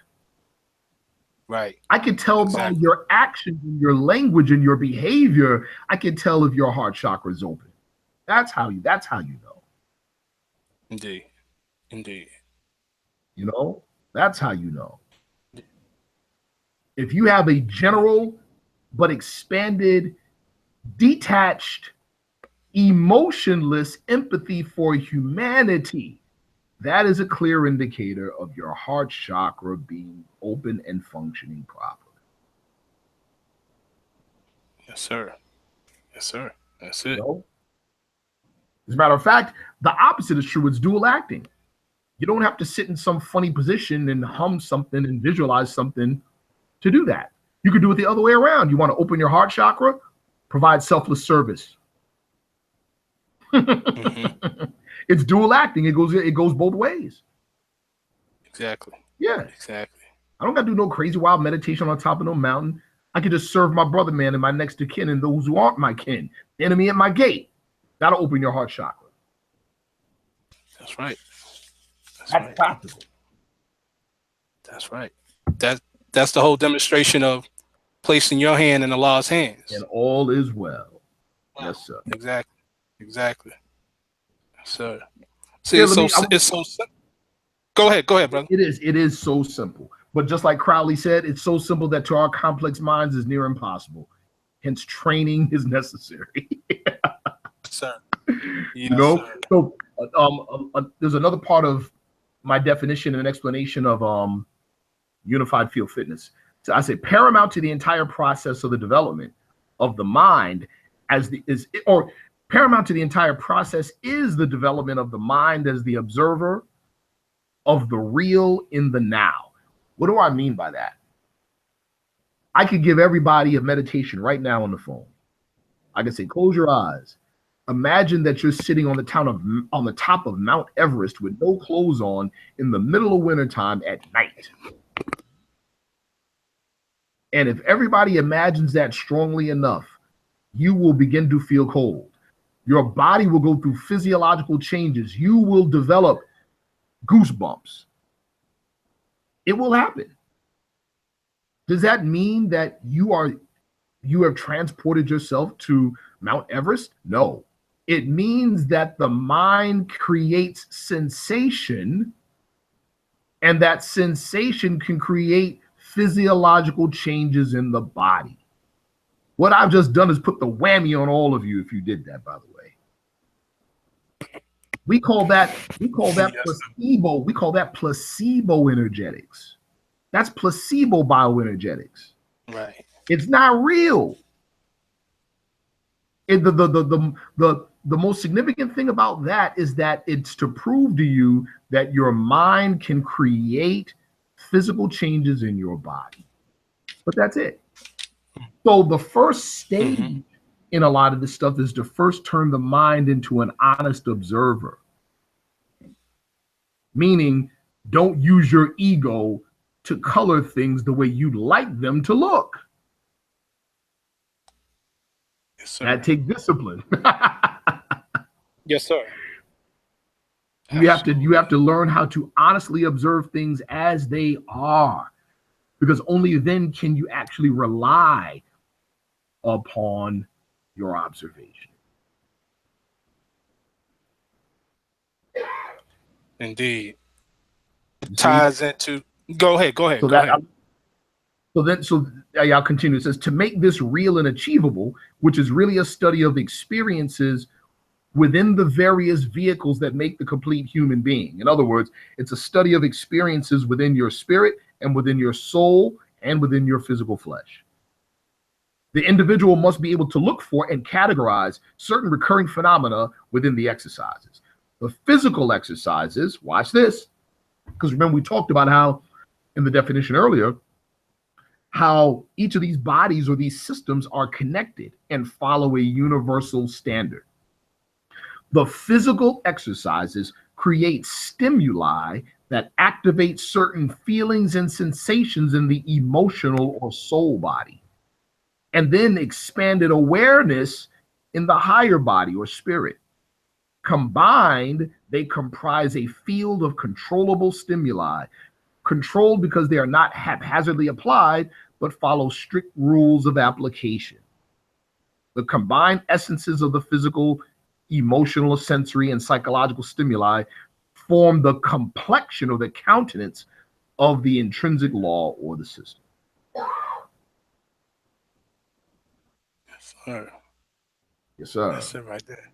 Yes, sir. Definitely. And I was saying all that you're saying, it brought to my memory about chapter 12, because you talked about the perception, how your thoughts create physiological changes. Absolutely. So that goes back to the whole thing of in that section, in that chapter, Allah never made a heaven for man. He never made a hell. We are creators and make our own. But it also says before that heaven is a state of mind. Sir. We actually are creators of our own states of mind, and through the state of mind that we in, it manifests in our physical changes, and not only our personal physical changes, but the changes of our environment as well. That's correct, brother. Because yes, sir. That is also goes back into what you mentioned about the symbol. The further you go in, complex it gets. The more complex it gets. That's right. Yes, sir. It's Absolutely. a universe inside of that whole thing. You know, it's right. And I explained that earlier in Sunday school as well. Watch this. Like the one example I gave about the distance between the two hands, being able to go on into infinity, literally. Right? A symbol, the power of a symbol is that it can contain immense amounts of information, relatively unchanged or uncorrupted over thousands of years. It could pass this on. Here's an example. Remember, spiritual study is not what people think. A lot of times we say spiritual, they think spooky. Spiritual means non-physical, but yet influences the physical. For instance, a pattern. A pattern is intangible, but we can see a pattern through the pattern's effect on tangible things. That's how you quote unquote see the pattern or understand the pattern. For instance, if I say, you tell me the pattern, I'm gonna say a couple things. 45 50, 55 60, 65 70, 75 80, 85 90, 95 100. What's the pattern? Every 5. There you go. Yes. You hit it right on the nose. So you don't see 5, you don't hear 5, but you can ascertain the intangible pattern and identify it and name it as 5. Right. Right? Now, so we can look at 5 as a symbol of a pattern, right? Now, exactly. How long can we count by 5s? Technically, forever. Right. Right. So there is an infinite amount of information inside that symbol. This is what Pythagorean mathematics, which he learned in Kemet. Pythagorean mathematics looks at mathematics totally different than we do. Today, from the perspective of the ancient Egyptians or the Dogon tribe in Mali, our idea of mathematics is like you learning a bunch of phrases in Chinese without being able to interpret them. Yes, sir. Because none of us can tell you what the number 5 means, or 6 means, or 12 means. You get it? Exactly. We're not learning the language. We're learning language structure without learning the understanding of the language itself. Right. The way Pythagorean mathematics looks at numbers is that numbers are living things.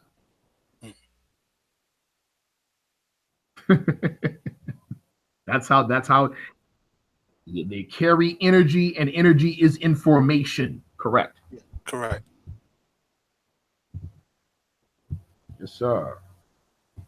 So that's numerology right there. That's the whole. Yes, it is, brother. Yes, sir. Yes, it is. You know, and again, our prophet, man, like, all right, I'll share something with you all that I've only shared with a few close people because it's ongoing research, and I don't want to be irresponsible with research. So that's why I'm saying this is ongoing and it's something brand new for me. But I'll share it. Watch this.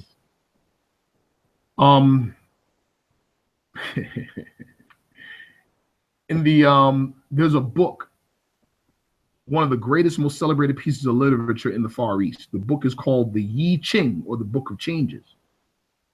The I Ching is an ongoing ancient book that for thousands of years, Chinese scholars have added to. Okay, some people will call it a book of divination, and that's low level. It's low level. What it is a book of observation of patterns of physical and non-physical phenomena. That's what justifies it, or what would validate it as a book of divination. It's only divination to those who can only see the mundane. If you can see the pattern behind things, it's just academic. I can see the pattern, so I already can tell you what's going to emerge. So anyway, the oldest, in the very beginning of the Book of Changes, right? It had what they call wings, in other words, chapters or volumes. 7 of them. 7. And then later, and I mean later, I mean a number of thousands of years later, it was expanded to 10. So my martial arts instructor is teaching us about this, and I asked him, why did it go from 7 to 10? Why did it start at 7? This is what he said to me. He said, this is deep, people. This is deep. This is what he said. What he said was, They just recently realized that was the case, researchers in China, because they realized they were making mistakes in their mathematical calculations. Follow me. So if they talked about a full cycle, like a complete cycle of counting, which would be in our system, right? 10 times 10. So you've got the full cycle, 1, 2, 3, 4, 5, 6, 7, 8, 9, 10. And then that cycle repeats itself 10 times, right? Or repeats itself the same amount of times as the cycle. Then it's 10 times 10, which equals what? 100, right? So when they would later on, the Chinese were doing research in modern time, they're doing research, and some of the numbers weren't adding up. Like if somebody said that they were 100 years old, or if they went through, the cycle repeated itself, they would say, oh, that means 10 times 10, he's 100 years old. But that didn't match up with a lot of things. So they did more research and realized they were counting wrong. What it was, follow me, people. In the ancient days, they followed not a base 10 system of counting. They followed a base 7 system. So in other words, literally they counted 1, 2, 3, 4, 5, 6, 10. 11, 12, 13, 14, 15, 16, 20. That was the counting.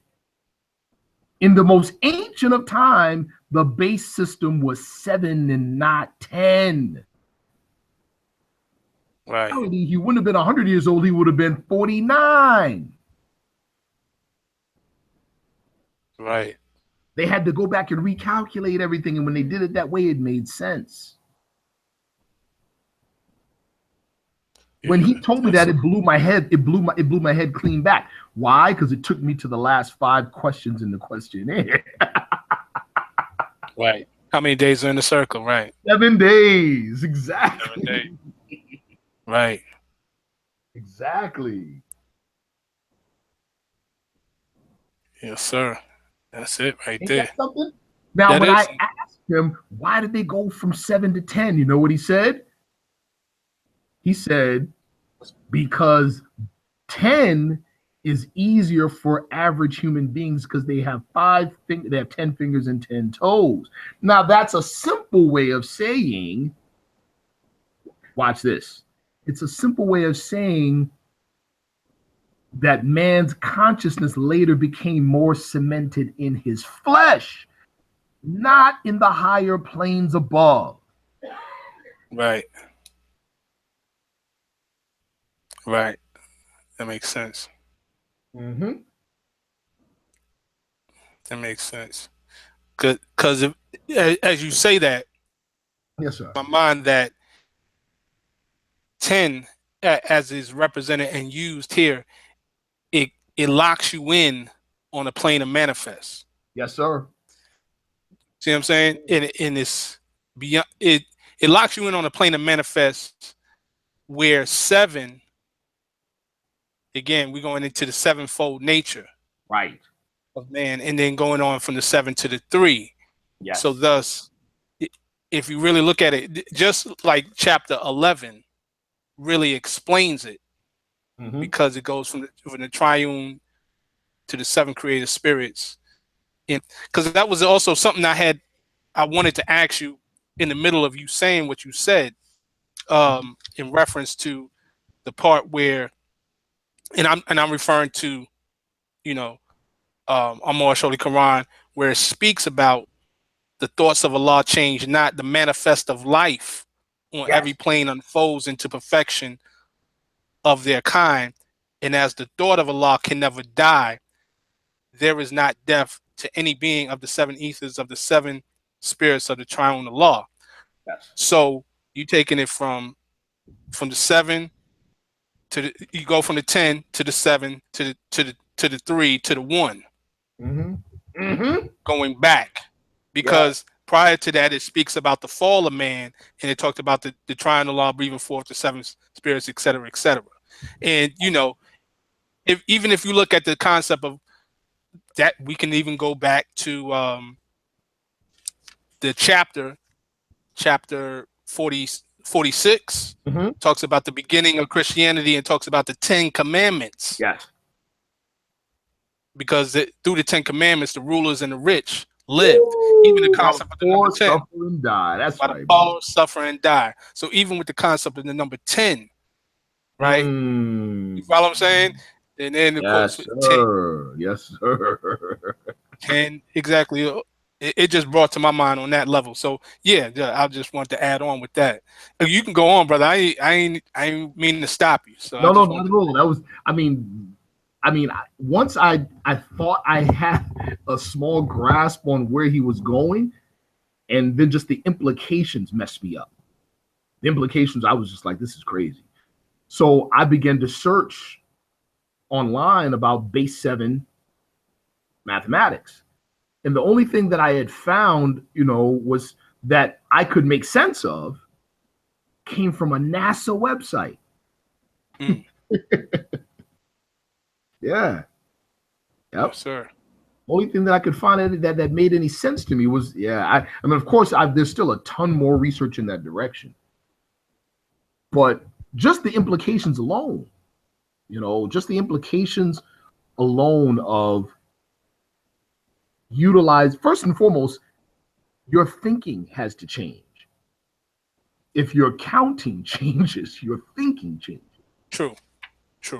And the implications of that alone are earth-shattering.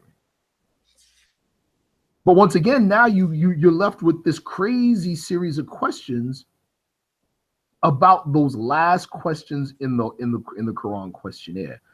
Like, what in the world did the prophet know? Right. Like, what is what is this? You know what I'm saying? Exactly. Like, for real, who is this guy? Yep. Good grief. When you can come across things that to your mind, and you're fairly well studied, and you come across things that blow your wig back, like, whoa, back to the drawing board. But what makes it even crazier is that you see the prophet's footsteps ahead of yours. Yep, absolutely. All the time. All the time. You can't go nowhere. And he in the footprint he did. That's right. Right. It's insane, brother. It's insane. It is. Those last 3 questions in the questionnaire, how many days are in the circle? 7 days. How many days in the creation? 7 days. According to science, how many days are in a year? So what does those 3 do? Just off top, it equates the circle with a creation with a year. Yep. It equates all of them. All 3 of those things relatively are the same as within the context of 7 days. That's so right. When we say 7 days, we're not talking about 7 24-hour periods. And I'll leave it in to add on to what you said, Brother Sharif. Yes, sir. Sir, you're talking space, matter, and time. Yes, sir. Circle, yes, sir. The creation, and the year. Space, matter, and time. With 7. It wasn't. Prophet ain't no joke, man. I'm keeping a buck. I'm keeping a buck, man. He ain't no joke. No joke. Like, we don't got no idea what we think we know this man. Right. We think we know this man. We don't know this man. We trying to get to know him. That's what that's what it says in our Quran, right? Page 3. Yes, sir. Yes, sir. These secret lessons are for all those who love Jesus and desire to know about his life, works, and teachings, man. We have no idea who this dude is, who we're dealing with. That's right. Well, this is it. This is it. You know what I'm saying? For real. And if we're to make that known to the world, we first have to know it. And the only way to know it is to challenge it. And I don't mean challenge it in a disrespectful way. I mean, to try it. Yes. You know? Absolutely. Try it, man. Try it. That's what I mean. Try that stuff. Try this stuff. Absolutely. You know? You know, as you put it, you talk to brothers that are in the craft that have no idea of Moorish science. Man, if you just quoted some verses and instructions out of chapter 5, man, I've had it happen numerous times. They want to buy a Quran, brother. Yes, sir. They want to buy a Quran. Yes, you sir. start talking about that compass, square, and axe. Yes, sir. You know, and that ladder with its trinity of steps, and then that 12-step ladder. They'd be like, yo, wait, what? Yeah. You got that from where? You know, let me have that. How much does that cost? They're trying to buy your Quran off you. Indeed. You know? Indeed. And then those that are even more elevated. Matter of fact, brother, I'm about to show y'all something. You know what? I got a special gift for you all. Those of you who are listening, if you have a Holy Quran in the Moorish Science Temple of America, turn to page 28, chapter 18. The resurrection of Jesus. Pilate places the Roman seal upon the stone door of the tomb. Midnight, a company of the Silent Brotherhood march about the tomb. The soldiers are alarmed. Jesus teaches to the spirits in prison. Early Sunday morning, he rises from the tomb. The soldiers are bribed by the priest to say that the disciples had stolen the body. All right. This is okay.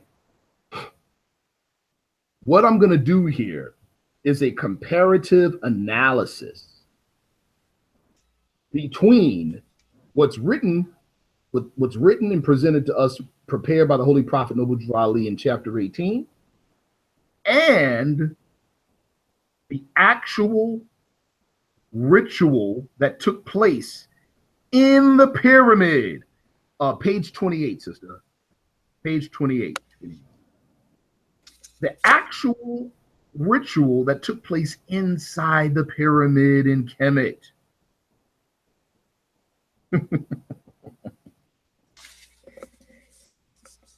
All right. Yes, sir. Yeah, this is part of the ritual, the ancient Egyptian ritual that's called in modern days the Krata Rapoa. All right. Brother Shem, can you read? Yes, sir. Can you read from instruction 15 through 20? Verses. Yes, sir. 15. Go ahead, brother. 15 to 20. Yes, sir.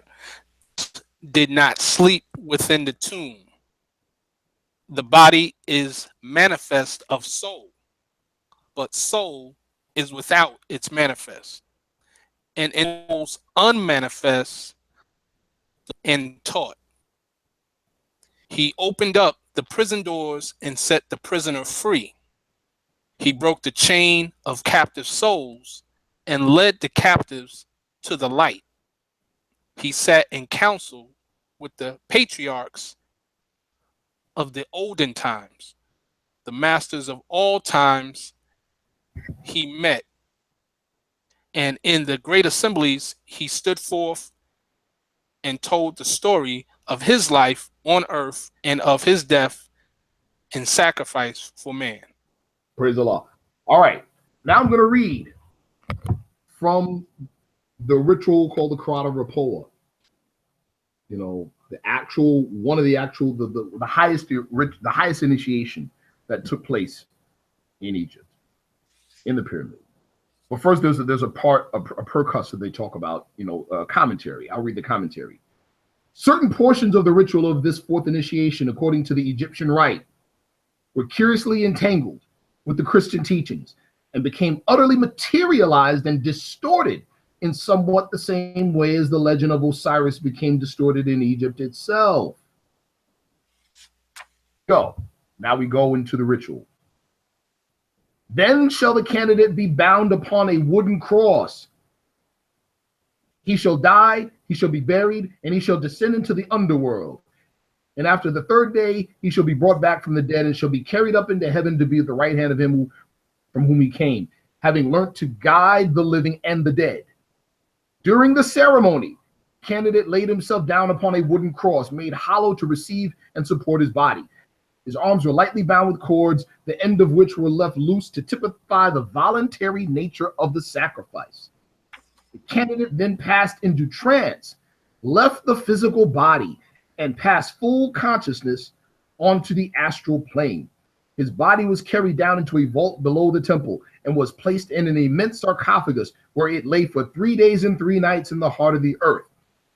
During the mystical death of the body, the candidate passed through many strange experiences in the astral world and preached to the spirits in prison, to those who had recently left the body in death and were still fettered by their passions and desires. Brother, can you skip down to verse 35 on page 29? Yes, sir. Go ahead. It says, and Jesus opened his eyes and said, all hail the rising sun, the coming of the day of righteousness. All right, let me continue. On the morning of the 4th day of his burial, the body of the candidate was raised from its sepulcher and borne into the outer air on the eastern side of the Great Pyramid, so that the first rays of the rising sun might awaken him from his long sleep. Wow. Yes, sir. Yes, sir. That's it. Yeah, bro, we That's have it. some stuff, brother. I'm telling you. Man. Yeah. You know, we have some things. And again, here's the thing. We're hearing certain very familiar names, certain very familiar stories, totally different narrative. Right.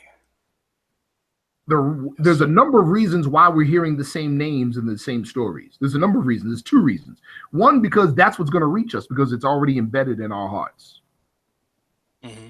That's why we say Jesus and not Yeshua. You see what I'm saying? Right. It's just keeping it practical. Right.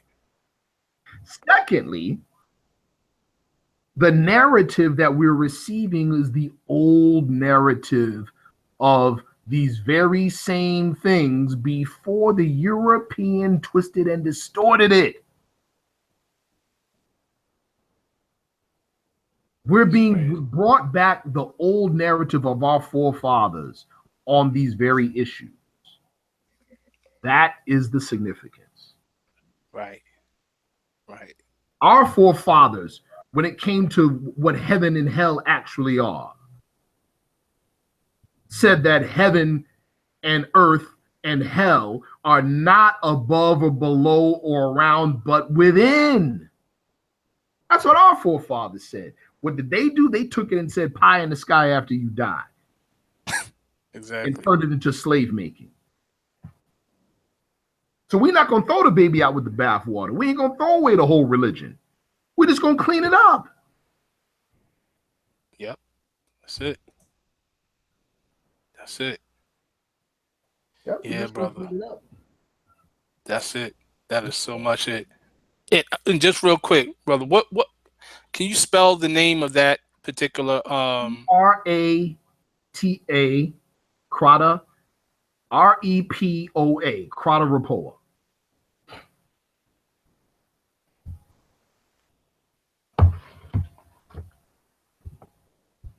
Got it. Thank you, brother. All yes, right. Sir. Yes, sir. Absolutely. That's it right there, brother. I mean, you like there's nothing else to say, man. You can't and I know I'm gonna leave that man alone. I ain't even gonna say his name on this show. But the brother who you had to look, he tried to go against you. He don't know this. Brother, no, they don't. They don't. You know, I mean, but here's the thing though, brother. And I've said this too. I've said this to him. Matter of fact, I began when I was talking about the debate. When I'm talking about the debate, and even at the beginning of the debate, I said, listen, we ain't against that, brother. We understand that there's a reason why he's making these challenges. It's because they don't know.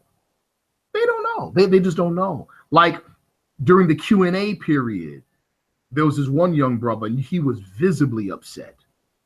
visibly upset, you know? And he was like, well, brother, you just said that you give honor to Osiris. I said, yes, sir. Yes, sir. He said, well, then how can you, demonize black then? How can you do that? And I said, well, brother, hold on. First and foremost, understand when we say black according to science means death. And when we say that according to all divine records of the human family, there is no Negro, black, and colored attached to the human family. We're saying, brother, that does not describe you. The reason why you feel pain is because you're identifying yourself with the color. You're identifying yourself with the label. We're telling you that it is inappropriate to do so. It's inappropriate to describe human beings in such a way. I said, and this is what was taught in ancient Kemet, brother. When one of the other brothers tried to attack me during the Q&A, oh, well, you misrepresented what was really taught about colors, and Osiris being colored black on the temple walls was a representation of his skin tone. I said, brother, that's not what the expert Egyptologists say. They say that the color is symbolic. And he said, no, that's wrong. I said, okay, brother. Well, then answer this question for me. Sometimes Osiris is painted black. Sometimes he's painted green. So which one of these was he? Was he a black man or a green man? Green man. You know, was he the Hulk? Oh, man. You know? And so then in explaining that, I'm like, listen, black is, black like death is a condition. And there's a holy ministry in that condition. Why? Life springs forth from it. That's why. Right. But the whole thing for life to spring forth from it means you got to come up out of the grave sooner or later. Yes, in that condition. So yeah, the term black describes us accurately. It describes our condition.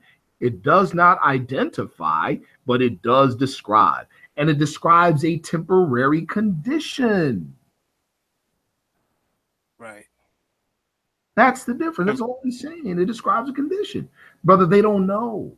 You know what I'm saying? Like, they don't know. That hurt them because I pulled up a noted and prominent Egyptologist who wrote a piece called Color in Ancient Egypt. And it literally said black to the ancient Egyptians meant death. That's what it said. Oh, I know that hurt. I know it hurt him. It hurt. That's what it said. They just don't know. They just don't know. A while back, right, another brother I was talking to on 125th Street on the brothers platform, he was like, how can you demonize black? When he said the same thing and just ran right into the brick wall, brother. He did. He said, when black, Osiris was Lord of the perfect black. And man, my brother Tunica Ill is my witness. He was right there when it took place. I said, I'm so glad you brought that up. I'm so glad you brought that up. I said, we all honor Osiris or Osar. We honor him as one of the gods of the Egyptian pantheon. I said, so let me ask you all a question. What was his function in that pantheon? It got quiet, brother. Ain't nobody want to answer. I said, come on, can somebody answer me? And my brother Tunica Ill said, death. I said, exactly. He's the Lord of the underworld. Yeah, that's it. Like, come on. That's it. Yeah. Lord of the underworld. So, hey. Look, I think they learned who to pick a battle with now. I think that's pretty much the moral of the story. Well, truth be told, I mean, that whole trend of thinking that Moors are pushovers and Moorish Americans are not scholarly and Moorish Americans can't defend their doctrine all started 8 years ago. With right, that whole situation with with SETI and that whole and it became amongst the conscious community, it became a thing where, hey, if you just wanted a quick come up, challenge a Moorish American. Right. And we wanted to end that, like, nah, that Right. y'all gonna have to pick somebody else. True. That's it. Yeah. Yes, sir. Pick somebody else. We're not going for that no more. Exactly. And then even more so too, even bigger than that though, what we wanted to do was we wanted to empower Moorish Americans. We wanted to make Moorish Americans feel proud. Exactly. We want to make them feel proud. We want we want them to feel like they can go outside of the temple and the study group with this information and be respected. Indeed. It's not just something that we could talk about within the walls of the temple.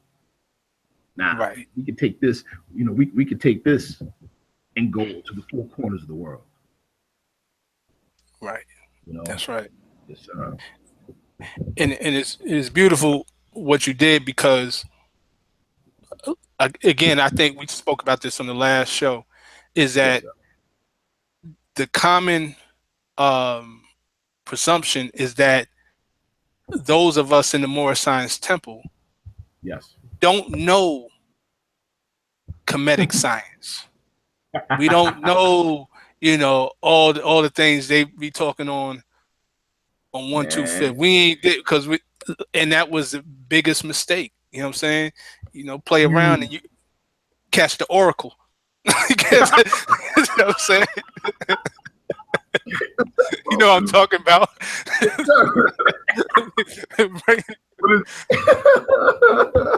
But yes, sir. But there's a huge mistake that they made on that.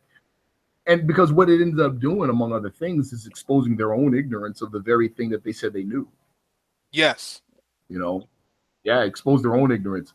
And not to be disrespectful, but what it turned out a lot of them were doing was studying a little bit of history, and then just being nominally aware of certain God names and God forms. That's about it.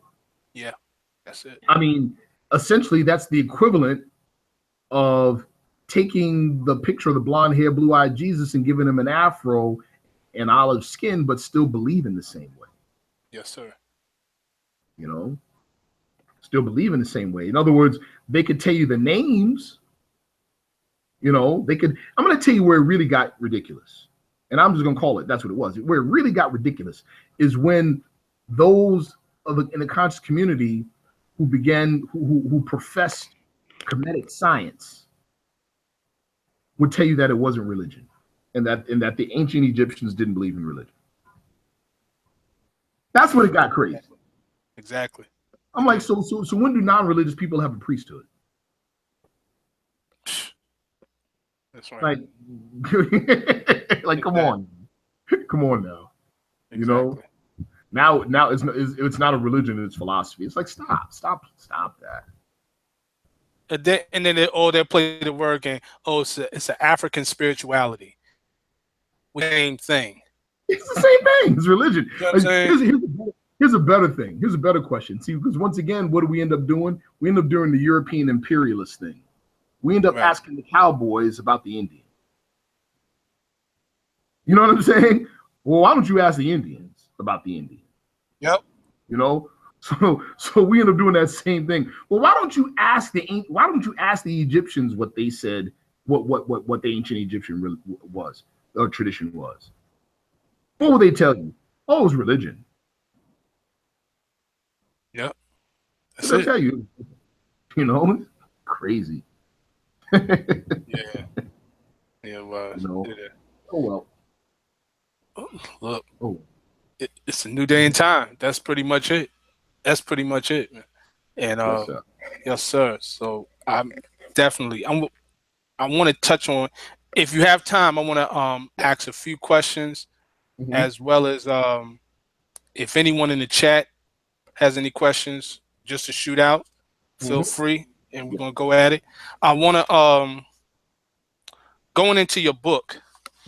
I want to speak on the aspect of the we spoke about the aspects, the 1, 3, 7, and 10 aspects of God and man.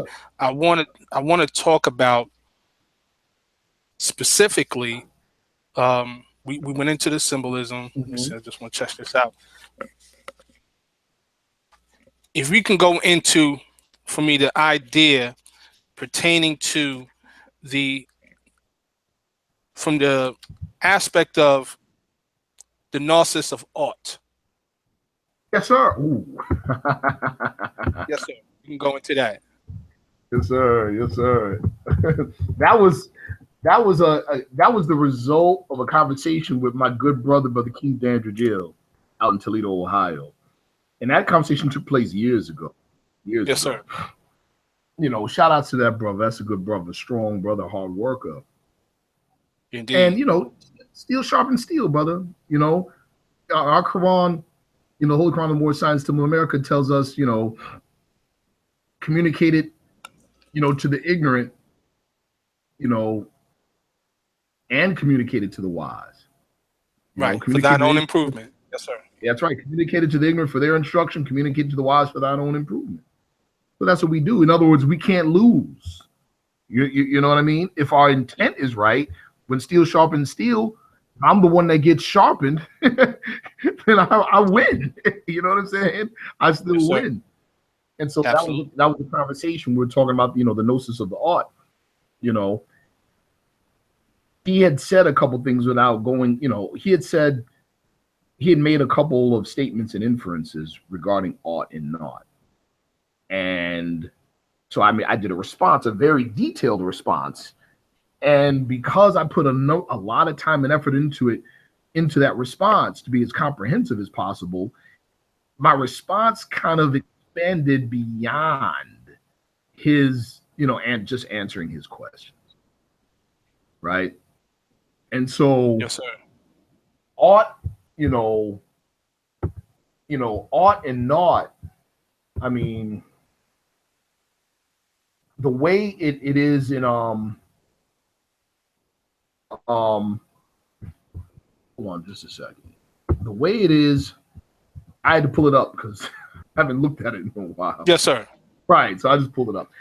First, I'll just read from the first part, because actually I prefaced that chapter with part of chapter 7. In all the world, there are two things. The one is truth and one is falsehood. And falsehood is that which seems to be. Now, truth is aught and has no cause, and yet is the cause of everything. Falsehood is not, and yet is the manifest of right.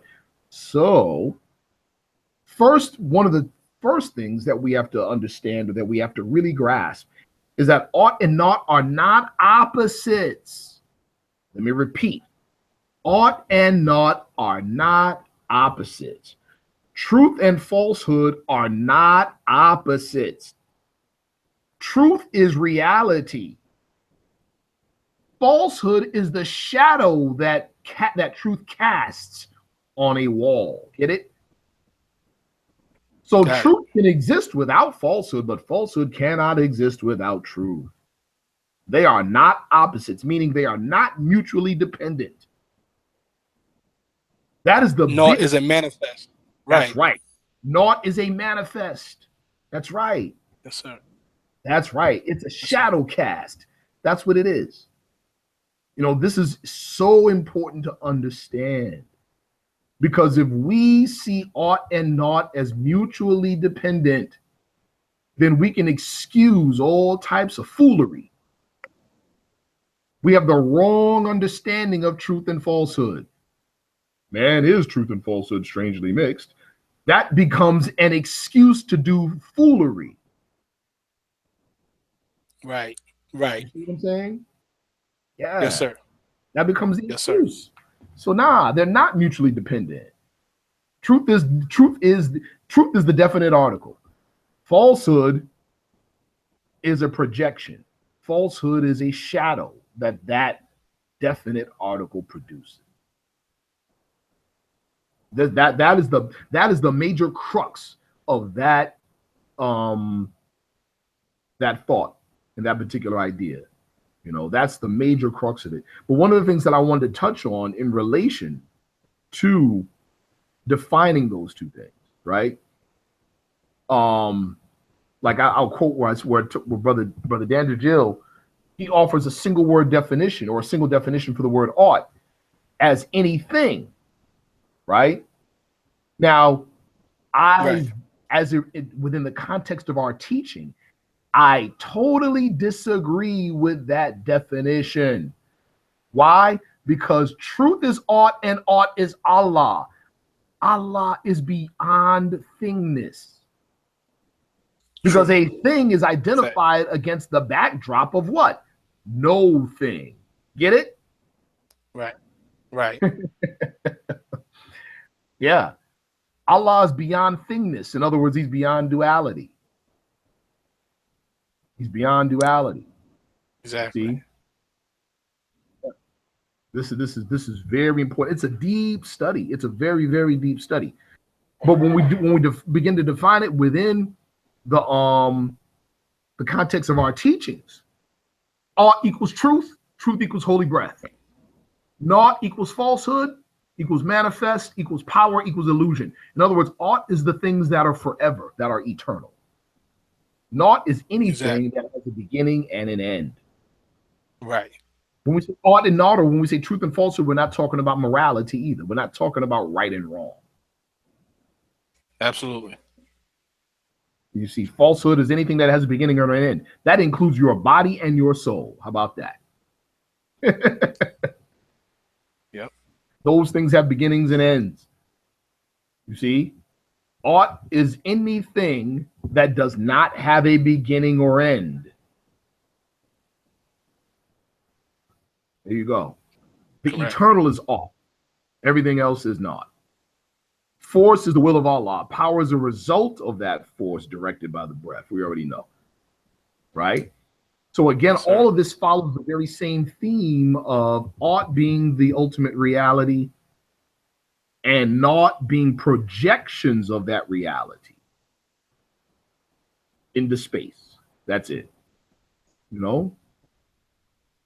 Sure. That's it. Now, that very same idea, you know, as a matter of fact, I did a short piece in there on the gematria of the word Allah.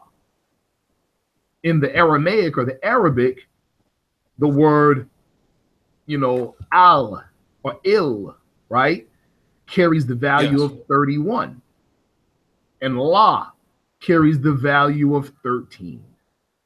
So what you have is a formula, is a schema formula 1331. Right? That formula is literally mathematically the binary code. Literally. Yes, sir. It's literally the binary code. You know? The interplay of 31 and 13, God and not.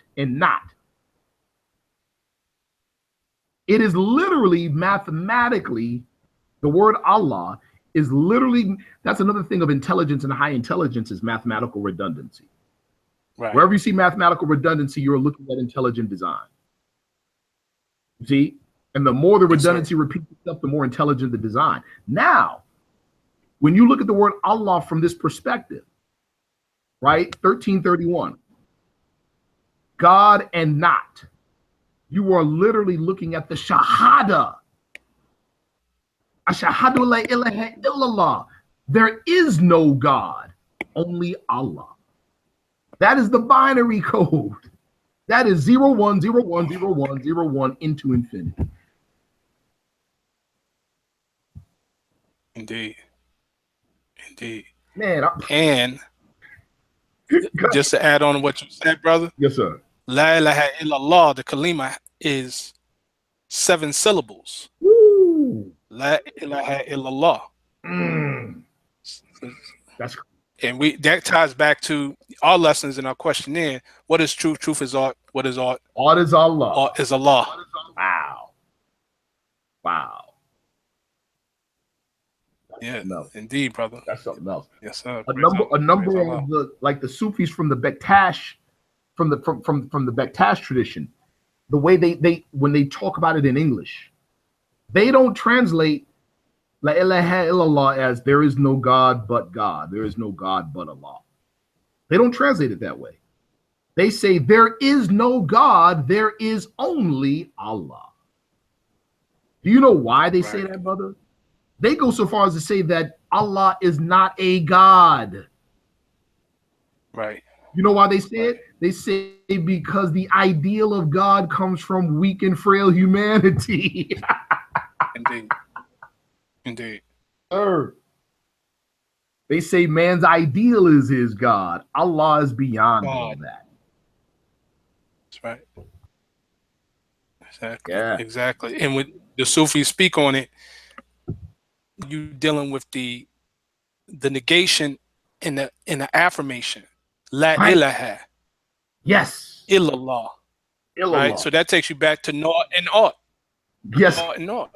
Correct, brother. Correct. It's like right back to ought and naught. That's right, brother. It's man. Now, I quoted from my good friend Alan Greenfield in his work called The Central Password, the dream of H1331. This is what he said, and I quote this in the book. It is also true that if 13 be taken for La and 31 for Al and H for itself, it forms an anagram for Allah, the Islamic name of God. And from a magical perspective, the sacred word of the Magus Muhammad. That's powerful right there. Yes, sir. Yes, sir. Indeed. That's right. Sir. Mathematics. Law governs all events. Law governs all events. No? Yes, sir. Indeed. Yes, sir. Indeed. Yeah, that's interesting. Definitely. Actually, in that very chapter, I included the definition I talked about from Aleister Crowley about the definition of magic, where he says, magic is the science of causing change and conform in accordance to the will. But to will anything but the supreme will is to wander further away from it. To fail to surrender your puny individual will to the will of the divine is black magic. Yet such a simple act of surrender is nearly impossible for our complex minds, so training is necessary. Most people are ataxic, having no will, only a set of wishes, one contradicting the other and at death canceling each other out.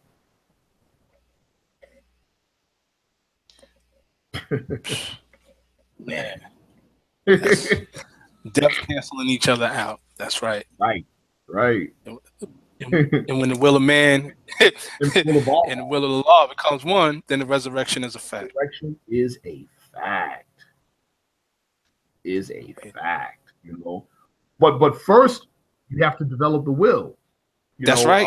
The one master teacher, Pascal Beverly Randolph, right? In his book, The Ansoretic Mystery, he says, yes, I proclaim the omnipotence of will. Right. Yeah. Yes, sir. That's right. That's again, man, you know, how did the prophet say it? You know, there's still much wisdom to be among the descendants of Africa. There's still much wisdom to be learned. Much. Right. No. Much wisdom. Much wisdom. Indeed. Yeah. Faith is the surety of the omnipotence of Allah in man, the certainty that man will reach deific life. Deific life, brother. Right. We have That's right. We have some issues, man. And again, I'm speaking specifically right now to the members of the Moorish Science Symbol of America, or those that are looking to join. Here's the fact: the prophet started a nation. He started a nation based on our ancient forefathers and connected to our ancient forefathers. But make no mistake, we are a brand new people. Brand new. Rooted in our ancient past, but we brand new. This is the fact, you know. Right. And in doing so, right, having knowledge, you can't unring the bell. The prophet Nur Ali is the founder of this whole thing. He's the founder of it. Yes, sir. Of restoring our national identity and culture back to us and divine creed. He's the founder of it. Now, I mean, this is the electrified age. This is 2017, man. You can hear about this on YouTube. People do all the time, right? So they figure all I need is information. All I need is information. Actually, I'm addressing an earlier point that in the chat, the brother Alignment in Spirit made. I want to extend my Islams and greetings to the good brother. So nowadays, the information, you know, is just, well, hey, Why do I need to go to a temple? Why do I need to go to the organization? I mean, you know, the information is right out here, you know, and people were controlling it for a minute. We weren't being able to get the information, and now we can get the information. Well, here's the thing, right? The information does us no good without the ability to organize and work together. Right. Does us no good without that. You see, in Islam, the pursuit of knowledge is a very powerful pursuit, and it's very strong. Prophet Muhammad said, go as far as China to seek knowledge. But that's not the primary pursuit. In Islam, the primary pursuit is unity. The primary pursuit is unity. Once, and I'll quote my brother Ralim Salahuddin Il out of Harlem, New York. Once you have unity, once we utilize the tool called the hand press of unity, once I put my hand in my brother's hand, now we both can enter into the house of labor together and be like the bee in the beehive. See what I'm saying? Right. Now we can do that. Now the information is going to benefit all of us, and then I'm going to derive benefit as an individual because I participate in the collective. It's only the Negro, only the African American, only the Black, quote unquote, those people labeled as such and identify as such. It's only these people that think that people become rich and become wealthy by themselves. No one does this. No one. Right. No one. And everybody else understands this, which is why it seems like everybody else gets ahead but us. That's it. That's it. You see? And that goes back to not honoring. I'm sorry, bro. Go ahead. No, go ahead, Mo. Go ahead, Mo. Go ahead. I was saying that goes back to not honoring the principles of our mother and father. Exactly. Which also goes back to the whole idea of ritual. Ritual reminds us of our obligations to our mothers and fathers. Yes. But more specifically, our obligations to our mothers and fathers who are no longer in physical flesh. Yes. But if man's not the body of the soul, man's spirit and part of Allah, that means they're still right next to us. Indeed. And that also means if I'm just spirit, just like them, but I'm in flesh, it doesn't negate the fact that I'm still spirit, which means I'm connected to them, which means the sins of the father are still visited upon the sons. Exactly. Which also means that if I don't honor the obligations I have to those in the past, it goes both ways. They deny me in my present state. I don't draw power from them like every other person does who honors their forefather. Indeed. That's right. Because what your ancient forefathers were, you are today without doubt or contradiction. That's right. And that is what is meant by what is the everlasting gospel. It is a saving power that comes from Allah through our ancient fathers. Through them. By his prophet. Yes. See? Exactly. Yeah. You know, so now where do we get that? And watch this, people. Watch this. What is the base, brother? I wonder how many people, I'll just ask it, but I wonder how many people are members of a union out there who are listening. You know, union provides certain benefits. You know, it provides certain backing, especially in reference to your job. But what do you have to do? What do you have to do to obtain the benefits and to get the benefits? Pay dues. And make your meetings. That's what you got to do. Yep. You got to. You have to participate. If you don't participate, you don't get the benefits. That's real. That's real. That's it. What they used to say, you got to be in it to win it. Got to be in it to win it, man. A lot of. Yes, sir. Yeah. So nowadays, yeah, a lot of our people outside of the temple can find out, yes, you are descendants of Moroccans born in America. But now how do you learn to be what you are? Right. How do you learn that? Answer. Act 6. With us, all members must proclaim their nationality, and we are teaching our people their nationality and their divine creed. That's how. You have to join the institution, join the organization that actually provides the means by which you can make it a reality in your day-to-day living. Because if it's not lived, it's not real. And remember, nationality, the definition, that quality or character that arises out of the fact a person belongs to a nation or a state. It's something you live. It ain't something you file paperwork, file somewhere. It's something you live. Indeed. You know? Indeed. And you go ahead, man. What you said, brother, I want to add to that because sure. There seems to be a, you know, and I think you can back me up on this, there seems to be a constant perception that somehow that the temple is somehow an offshoot of the movement as opposed to it being an integral part of the movement. And why I say that is this. Have a conversation on the history of the temple. And I'm sure many of us here who are on the chat participating and people who will be watching this have some glimpses of history of the temple. We basically know the basics. So without even getting into that conversation, the perception is pretty much like, okay, you know, after Prophet Noble Drew Ali left, this happened. And because this happened, right? Yes. This is the reason why I don't think we should go that route. When I say this, and I say that to say this, man is not the body nor the soul. We just said this. Man is not the body nor the soul. He's a spirit and part of Allah. So it goes back to the thing of the cart of Krishna, the empty cart, right?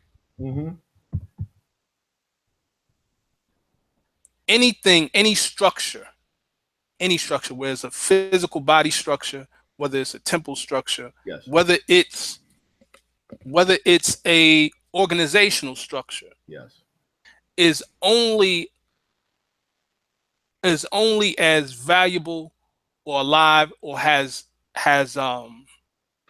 can be validated by the spirit of the people who are in it at the present time. You make it what it is. Absolutely. You know what I'm saying? Yeah. And what happens is there's a conversation intellectually that takes place where there's a separation or a rationale to separate. Yes. You see what I'm saying? And I'm speaking in this way just to see, for those who have ears to hear, you can hear what I'm saying. Wow. Like, look, you talking in the context of like, oh man, well, I'm not with that because A, B, and C, this happened and do. Like, but what is it with you? Yes, sir. If the purpose, as it says in the lessons, for what purpose was the Moorish Science Temple of America founded? For the uplifting of falling humanity. Right. Then if your job or your intent is to uplift others, then why are you concerned about a historical I'm saying 1930, 1920 something? And I'm not saying it doesn't have its place, but we tend to make that the thing, the foremost thing, and you place it so much above you where you're missing the whole aspect of it all being within you. Because I personally never came in this movement to save you. Right. I personally never did. You see what I'm saying? I can't speak for others. And I know within our lessons, it speaks on not here is self. If you look for a thing, you have to look at self. It's not the higher self. If the demon, the devil is self. So it all works within. So when we have that conversation and look, as you talked about, that 16-dimensional. Yes, sir. Polyatope, when you look within, you realize it. That's where you cracking into the whole thing of what this movement really is. We caught up in a whole. It was like the last show we had. Yes, sir. You was dropping some bombs, and one particular person on on the line was worried about how the word more was spelled. Right. Like, this is where we get down to. That's how superficial we get. Yes, sir. And you know what I'm saying? And it's just a sad thing. So I'm definitely glad that we have these type of conversations, and it's needed. Brother, the key word is conversation. We have to constantly be reminded this stuff has to seep in. The way my leader, Brother R. Jones Bey, Grand Sheikh Moderator, the Moorish Science of America Incorporated, says it. He says the movement, I like how he put it, brother. He said the movement is a spirit, and the members must immerse themselves in it. Right. Exactly. And then he said it this way. He said, because I asked him a question about his thoughts about how unity could come about. And of course, everybody's thinking paperwork, administration, and these types of things. You know what he said? He said, we got to just remember the truth. I said, what do you mean, brother? He said, the movement is a thought movement. Man is a thought of Allah. The movement is a thought. Unity comes when we all have the same thought about the movement. That's real. That's real. Woo! That's real. Yeah, he said the movement is a thought. This is a thought movement.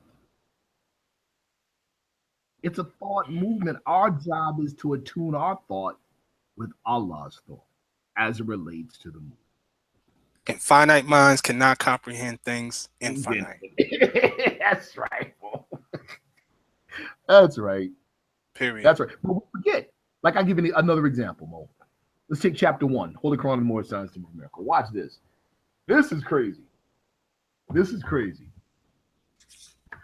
So the very first statement in chapter 1 says what? Time never was when man was not. Right? Yes. That means time is, for the real man and for the true man, time is an object that he holds in his hand. He can pick it up and put it down. He can flip it, bounce it, whatever, right? Right. Meaning it's an illusion. It's a manifest. Indeed. Right? Indeed. Okay. Yes, sir. Time never was when man was not. Then later on in that chapter, we read about Allah cast forth the human seed, and the soul grew apace. Man became a living soul, and became Lord of all the kingdom of the soul, right? Then we read later,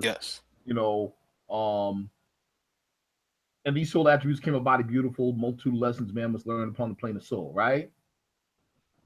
Yet upon the boundary of the plane of soul, they either began to vibrate slower still, and the essence took on a final guard of perfumes and odor, the true sensation, all the love of clothes and flesh, and man was clothes and flesh. All of this stuff we read, right? Yep. But guess what we've forgotten already? That time never was when man was not. So if we look at all of those things taking place about man, the creation of man, in the context of time never was when man was not, how long did all of these things that we just described take place? How long did it take for them to take place? The blinking of an eye. Right. Right. You see? Yes. We have to go right back to the first verse, the first sentence, and remind ourselves over and over. Why? Because we're so used to thinking linearly. First this happened, then that happened, then the other happened. Mm-hmm. When on the plane of spirit, when on the plane of spirit, there is no time. There is no space. Right.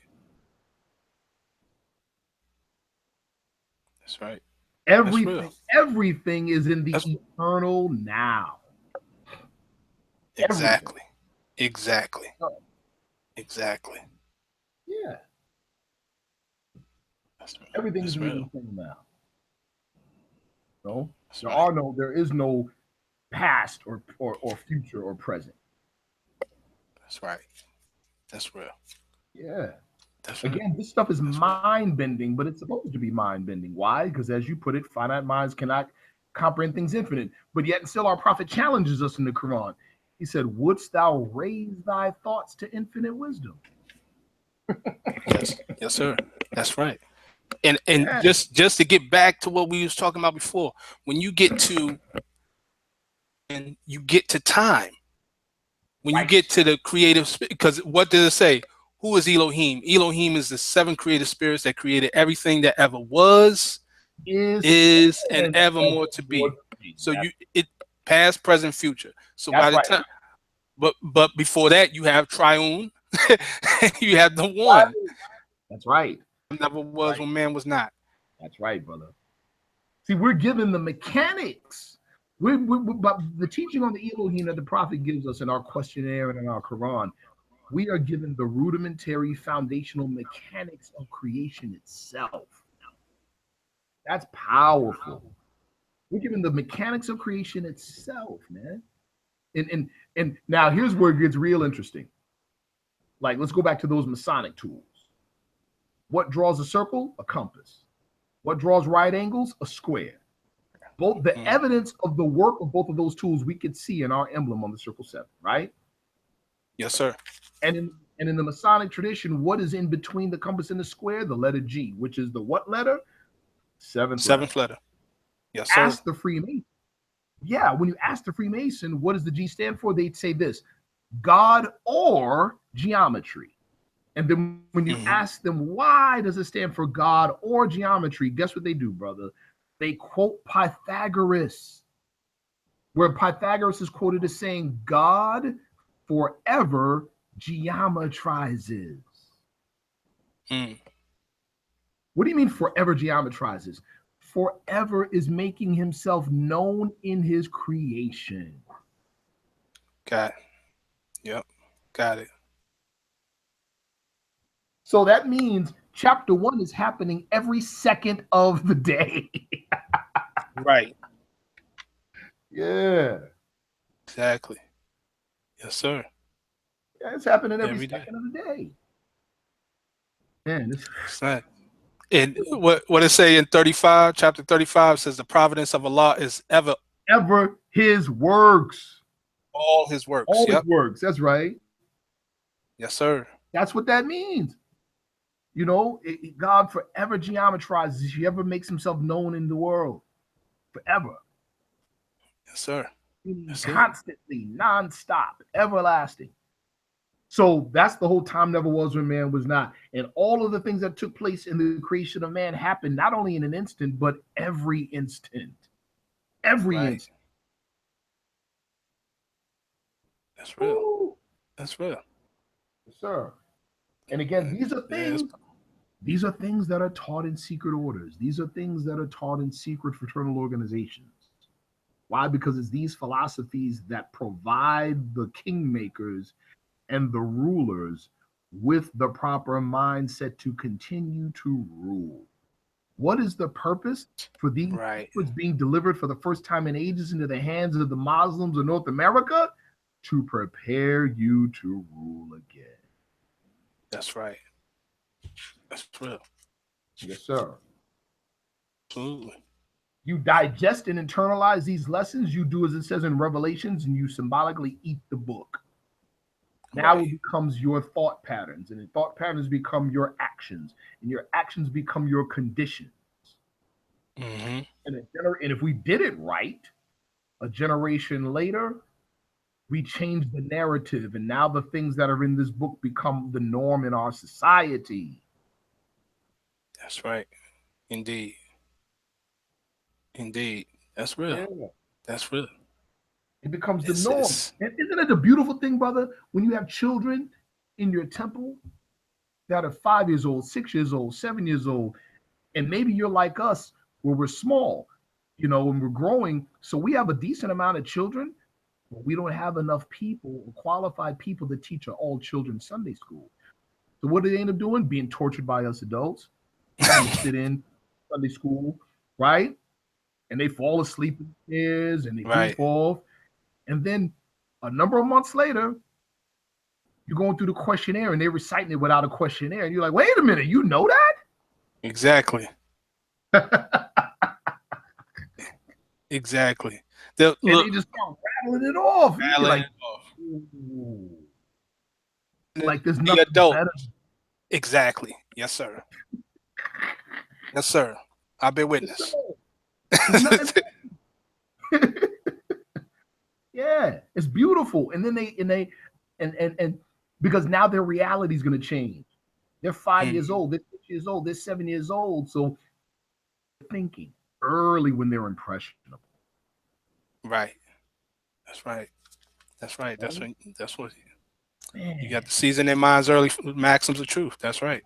true, brother. Absolutely. Absolutely. Praise Listen, Allah. brother, I got Yes, to sir. run, brother. I know. I appreciate you giving me this time. I definitely do.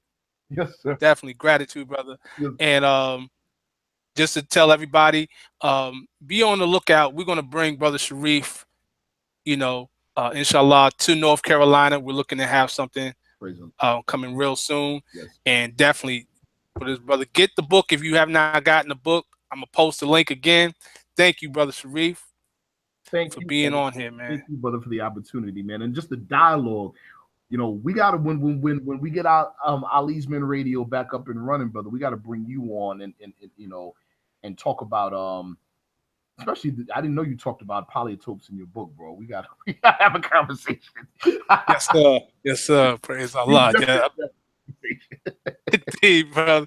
It'd be an honor. Absolutely, brother. Yes, So sir. once Yes. again, man, definitely. And peace and love to everybody on the chat. Yes, Thanks. sir.